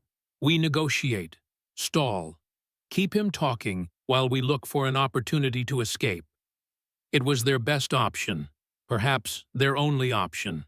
Caleb nodded, gathering his resolve. "All right, I'll keep him engaged. You watch for a chance to slip away with the documents. If you see an opening, take it. Don't wait for me. I won't leave you." "You will, if it's necessary." His tone left no room for argument. "Charlotte needs you. And those documents need to reach the authorities." Before she could protest further, Caleb moved back to their defensive position. "Montgomery," he called. "Let's continue our discussion." "I'm listening, Doctor." "I want proof. Proof that you know where my family is. Something only they would know." A pause, then, "Your wife wears a silver locket with your portrait inside. Your son has a scar on his left hand, and from a fishing accident when he was 4. Sufficient?" The details were accurate, painfully so. The locket had indeed contained Caleb's portrait, opposite Michael's lock of hair. And the fishing accident, he remembered it vividly, had stitched the wound himself, while Michael bravely held back tears. Montgomery knew too much for it to be a guess. He had either seen Rachel and Michael himself, or received detailed information from someone who had. "One more thing," Caleb called, fighting to keep his voice steady. "The lockbox at the foreman's office. It wasn't just for camp business, was it? It was communication with someone else. Someone who's been watching my family." "Very astute, Doctor." Montgomery sounded almost pleased, as if Caleb had passed some sort of test. "Yes, I have an associate in Pennsylvania. A business arrangement, you might say. He provides information. I provide compensation. Pennsylvania, where Caleb had first met Rachel, where she had said in her note to find them where they first met. It made a terrible kind of sense. She had gone back to Gettysburg, perhaps to the field hospital where they had worked together, and Montgomery had found her there, or at least found someone to watch her. "Here's my counteroffer," Caleb said, the beginnings of a plan forming in his mind. "I'll bring the documents down. Just me, not Mrs. Turner. You give me the exact location of my family in writing. Once I verify it's correct, you get the documents." "And how would you verify such information, Doctor?" "The note in my wife's locket. It contained a clue only I would understand. If your information matches it, I'll know you're telling the truth." Another pause, longer this time. Then, "Very well. Come down alone, documents in hand. Unarmed. I'll keep my weapon until we've concluded our business. As a precaution." "As you wish. Though I assure you it's unnecessary. I'm a businessman, not a murderer." The lie was so blatant it almost made Caleb laugh. Montgomery was both, and they both knew it. But the negotiation had achieved its purpose, buying time, creating an opportunity. He turned to Abigail, speaking in a whisper. "When I go down, wait for a count of 50, then start moving east along the ridge. There's a path on the far side that leads down to the valley. If you can reach it, you'll have a clear route to town. And you, what's your plan? To keep Montgomery and his men focused on me and the documents." "The real documents are staying with me," she said firmly. "Of course, I'll bring the map. It's convincing enough to pass initial inspection." Caleb checked his revolver one last time. "Remember, 50 count, then go regardless of what you hear." Abigail nodded, her face solemn in the moonlight. Then, to his surprise, she leaned forward and pressed her lips briefly to his. "For luck," she whispered. "Now come back alive, Caleb Winters. Charlotte and I aren't finished with you yet." The unexpected gesture left him momentarily speechless. By the time he recovered, she had already moved away, positioning herself for her escape route. Gathering his courage, Caleb called out to Montgomery, "I'm coming down. Hold your fire." He began his descent, moving cautiously through the boulders, the folded map tucked visibly in his breast pocket. Every sense was alert, every muscle ready to react to betrayal. He had no illusions about Montgomery's intentions. The man would kill him the moment he had what he wanted. But Caleb had survived a war, had faced death more times than he could count. Fear was an old companion, one he acknowledged, but did not allow to rule him. As he reached the base of the outcropping, figures emerged from the shadows. Morgan and 2 others, rifles trained on him. Behind them stood a taller figure, distinguished even in the dim light. Augustus Montgomery. "That's far enough, Doctor," Montgomery called. "Show me the documents." Caleb stopped, keeping his hands visible, but his revolver within easy reach. "The information first. Where are my wife and son?" Montgomery signaled to one of his men, who produced a folded paper and held it out. "Everything you need to know is there. Names, addresses, their daily routine. My associate is quite thorough." Caleb made no move to take it. "Tell me, out loud." A flicker of annoyance crossed Montgomery's face, quickly masked. "Very well. They're in Gettysburg, Pennsylvania, living under the name Lambert, your wife's maiden name, I believe. She works as a teacher at a school for freed slaves. The boy attends the same school. They reside in a small house on Chambersburg Street. Is that specific enough for you?" It matched. Lambert was indeed Rachel's maiden name, and teaching had been her passion before the war. The address, Chambersburg Street, was near where the field hospital had been established. It all made terrible, wonderful sense. Now the documents, Dr. Montgomery said, extending his hand. As agreed. Caleb reached for his pocket, moving deliberately, counting in his head. 45, 46. By now, Abigail should be preparing to make her move. He needed to create a distraction, something to ensure all eyes remained on him. Before I give you these, he said, withdrawing the folded map, I want to know why. Why target my family specifically? There were many keepers. Why me? Montgomery's expression hardened. Because you were effective, Doctor. Too effective. You and your colleagues disrupted a very profitable human trafficking operation I had established after the war. Cost me thousands in lost merchandise and bribes to keep my name clear. Merchandise, Caleb repeated, disgust evident in his tone. You mean people, human beings. Business is business, Doctor. Nothing personal. Montgomery's smile didn't reach his eyes. Though I must admit, watching you these past 5 years, broken alone, thinking your family dead, that did bring a certain personal satisfaction. The admission stoked the anger in Caleb's chest, a fire that had been building since Harrington's revelation about the true cause of the fire. Montgomery had destroyed his life, separated him from his family, all for profit and petty revenge. The documents, Montgomery prompted, impatience creeping into his voice. Now. 50. Abigail would be moving. Time to create his distraction. Here, Caleb said, holding out the folded map. Everything Turner collected. As Montgomery reached for it, Caleb dropped it deliberately, the paper fluttering to the ground between them. Clumsy of me, he said, bending as if to retrieve it. It was the opportunity he had been waiting for. In one fluid motion, Caleb drew his revolver, firing at the lantern one of Morgan's men held. The glass shattered, oil spilling and igniting, creating instant chaos.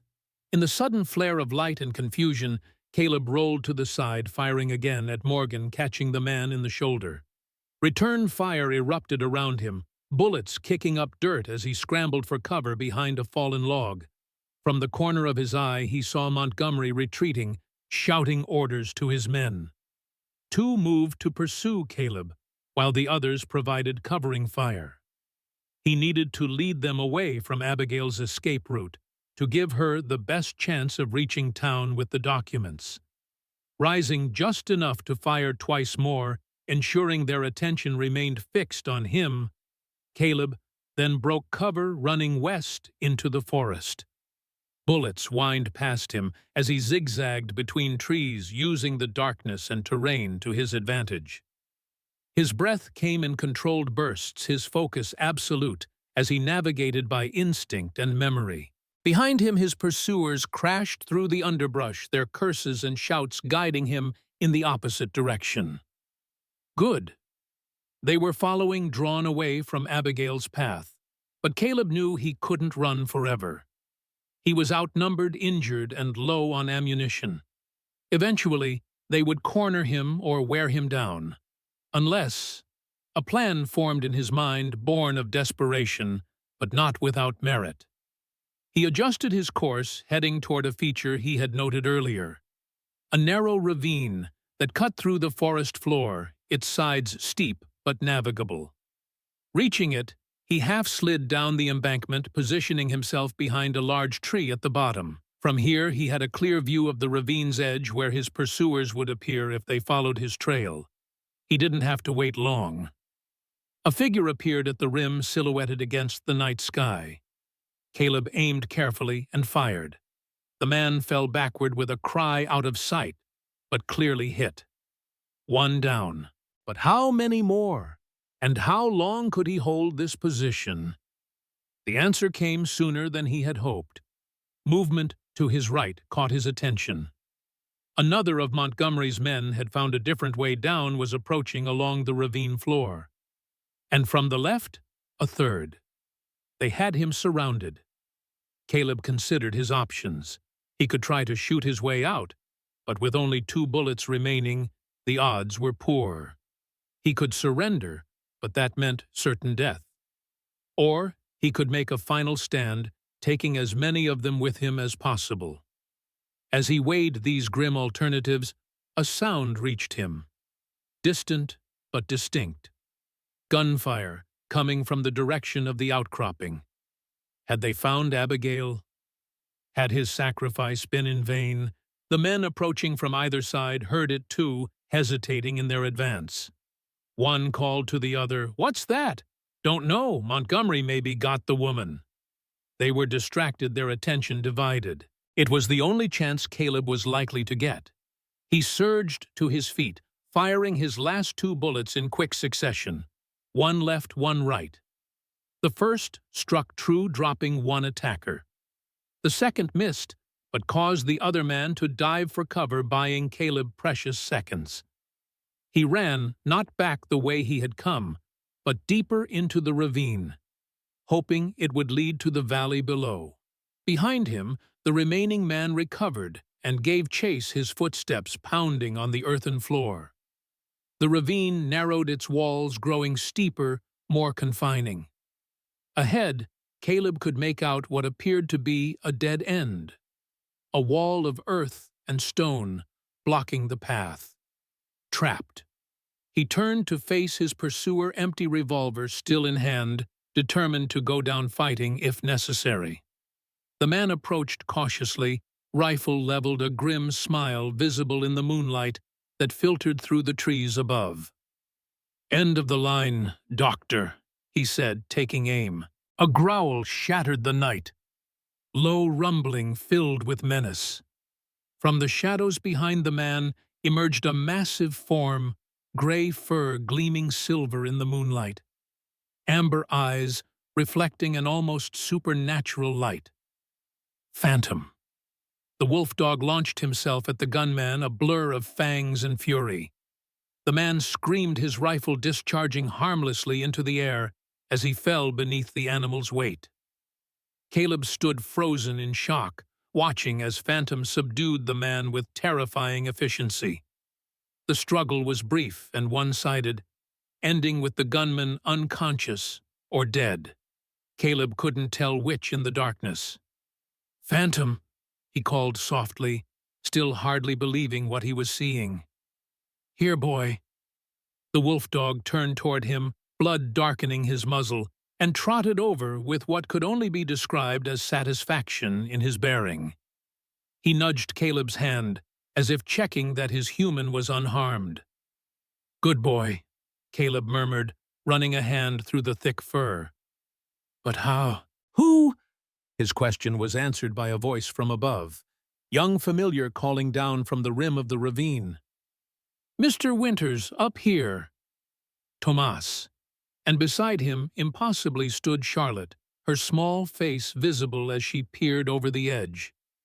"Mr. Winters, are you hurt?" Relief and alarm warred within Caleb. "Charlotte, what are you doing here? Where's your mother?" "Mama went to town with the sheriff. Phantom found your trail and led us to you. Sheriff Wilson had come then, and Abigail had reached him safely." The realization lifted a weight from Caleb's chest, but new questions immediately arose. "How did you get here? Where's Harrington?" "Mayors say we need help you," Tomas called down. "He stay at church, send us with men from town. They fight Montgomery men now." That explained the gunfire he had heard. Harrington had rallied support. Miners, ranchers, townspeople fed up with Montgomery's grip on the region. They had come not just to help Caleb, but to reclaim their town from corruption. "Can you climb up?" Charlotte called, her voice tinged with worry. "Phantom can show you the path." Indeed, the wolf dog was already moving, finding a route up the steep ravine wall that Caleb hadn't noticed. A series of natural steps and handholds that offered a way out of the trap. As he climbed, following Phantom's sure-footed lead, Caleb marveled at the turn of events. He had expected to die in that ravine, had been prepared for it if it meant Abigail escaped with the evidence. Instead, help had arrived from the most unexpected sources. A wolf dog who had once allowed no one near him but Caleb, a sick child who should have been resting safely, a boy whose determination to find his father had led him to risk everything. He reached the top, pulling himself over the edge with arms that trembled from exertion and blood loss. Charlotte rushed to him immediately, her small arms wrapping around his waist in a fierce hug. "You came back," she said, her voice muffled against his coat, "just like you promised." "Of course I did," Caleb replied, surprised by the emotion that tightened his throat. "I keep my promises, Charlotte."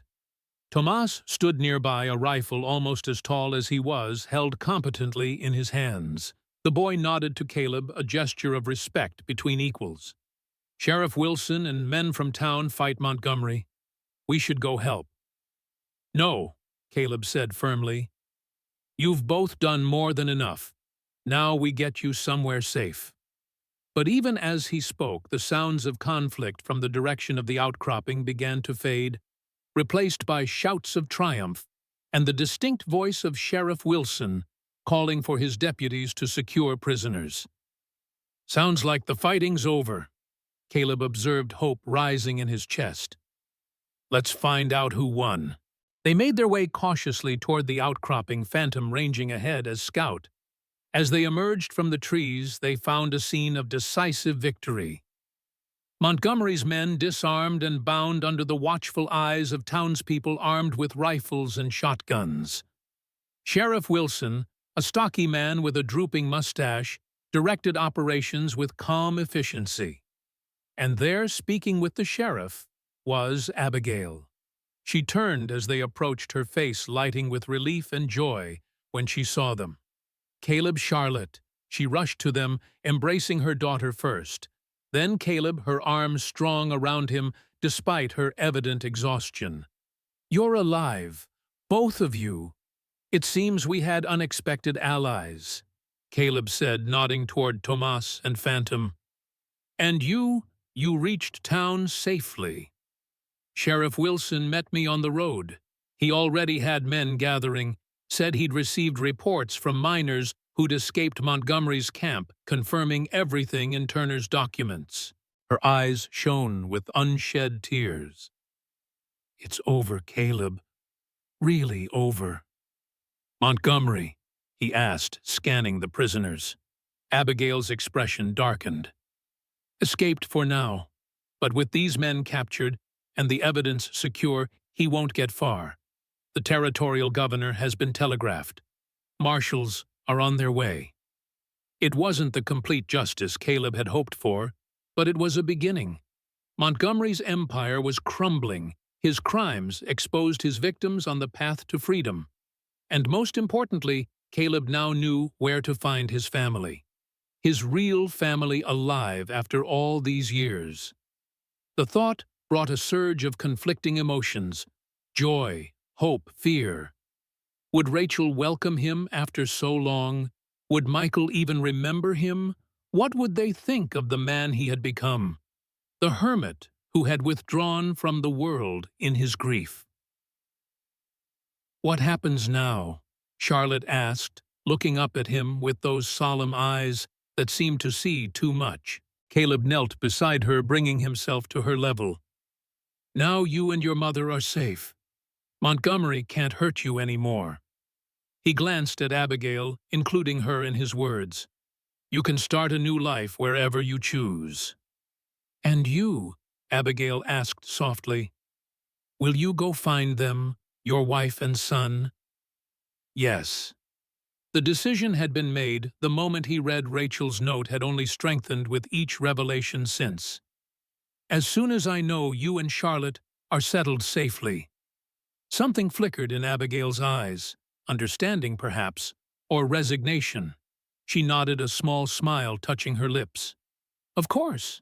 They've waited long enough."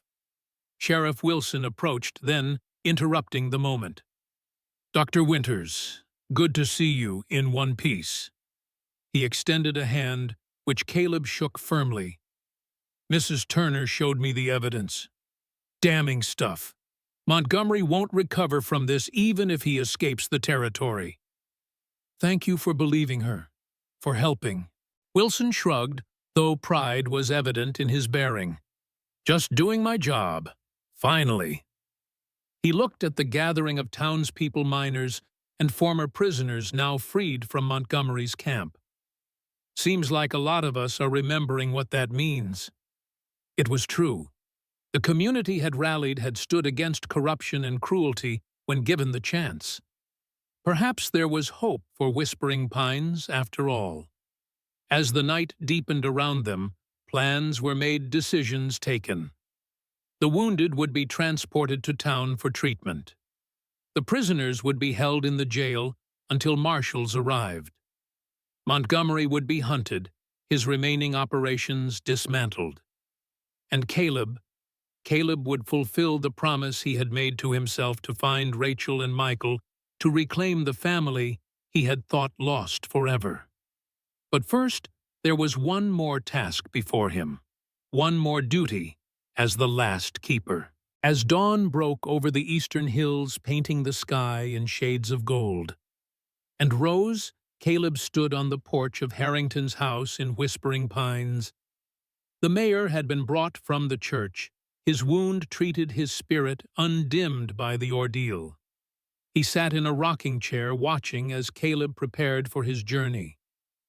"So," Harrington said, his voice stronger than it had been days earlier, "you're heading east?" "Yes, as soon as the stage leaves." Caleb checked the contents of his saddlebag one last time.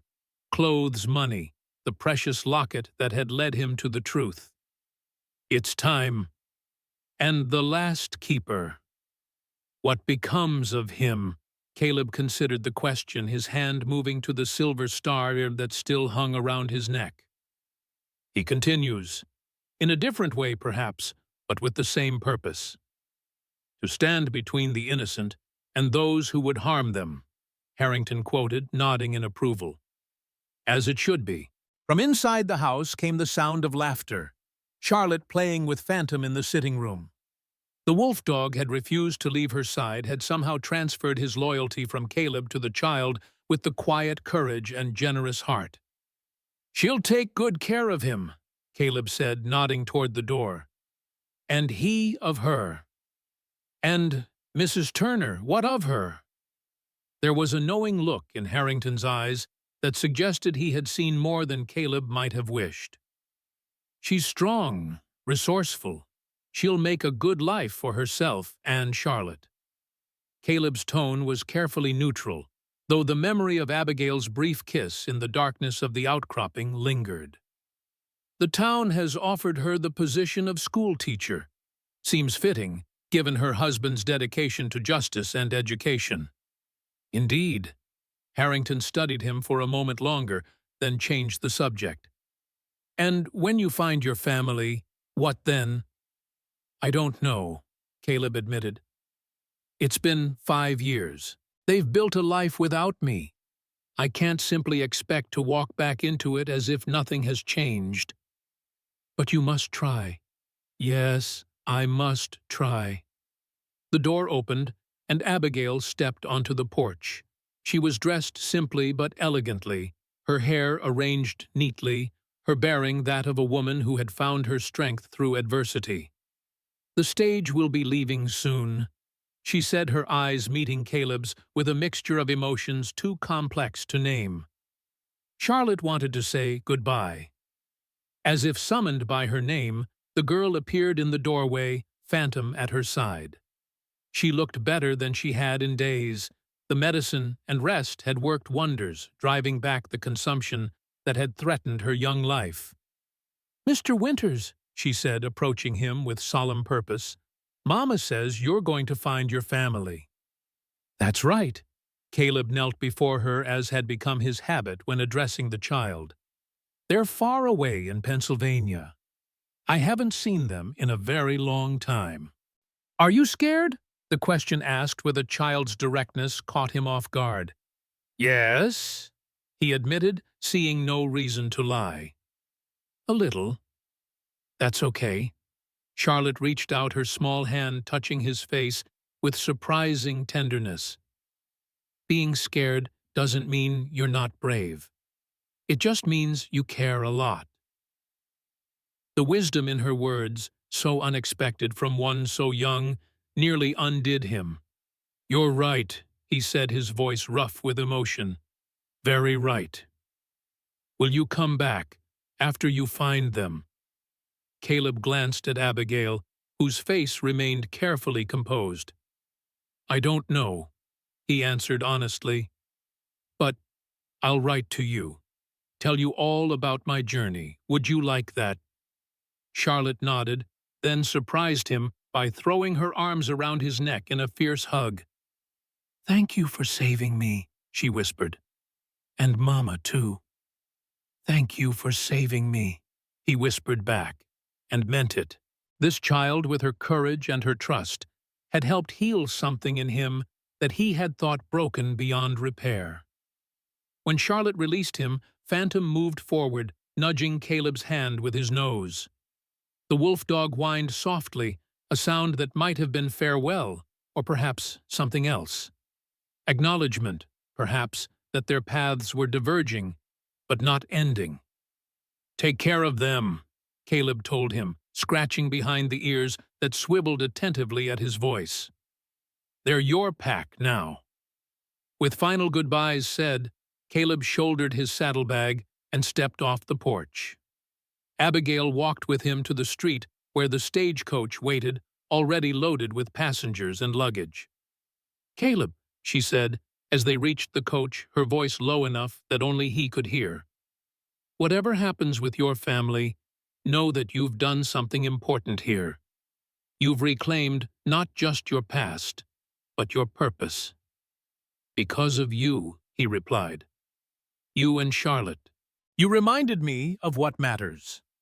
She smiled, a genuine expression that transformed her face, erasing the lines of worry and fear that had marked it when they first met. Then we're even, because you reminded us that there are still good men in the world, men who stand between the innocent and those who would harm them. The stage driver called for final passengers. Caleb hesitated suddenly, reluctant to leave despite the pull of his distant family. Abigail, She placed a finger against his lips, stopping the words he wasn't sure how to form. Go find them, Caleb. Find your wife and son. They've waited long enough. She stepped back, her composure perfect, save for the brightness in her eyes. We'll be here building our new life. And who knows? Perhaps someday. She left the thought unfinished, but Caleb understood. Perhaps someday their paths would cross again.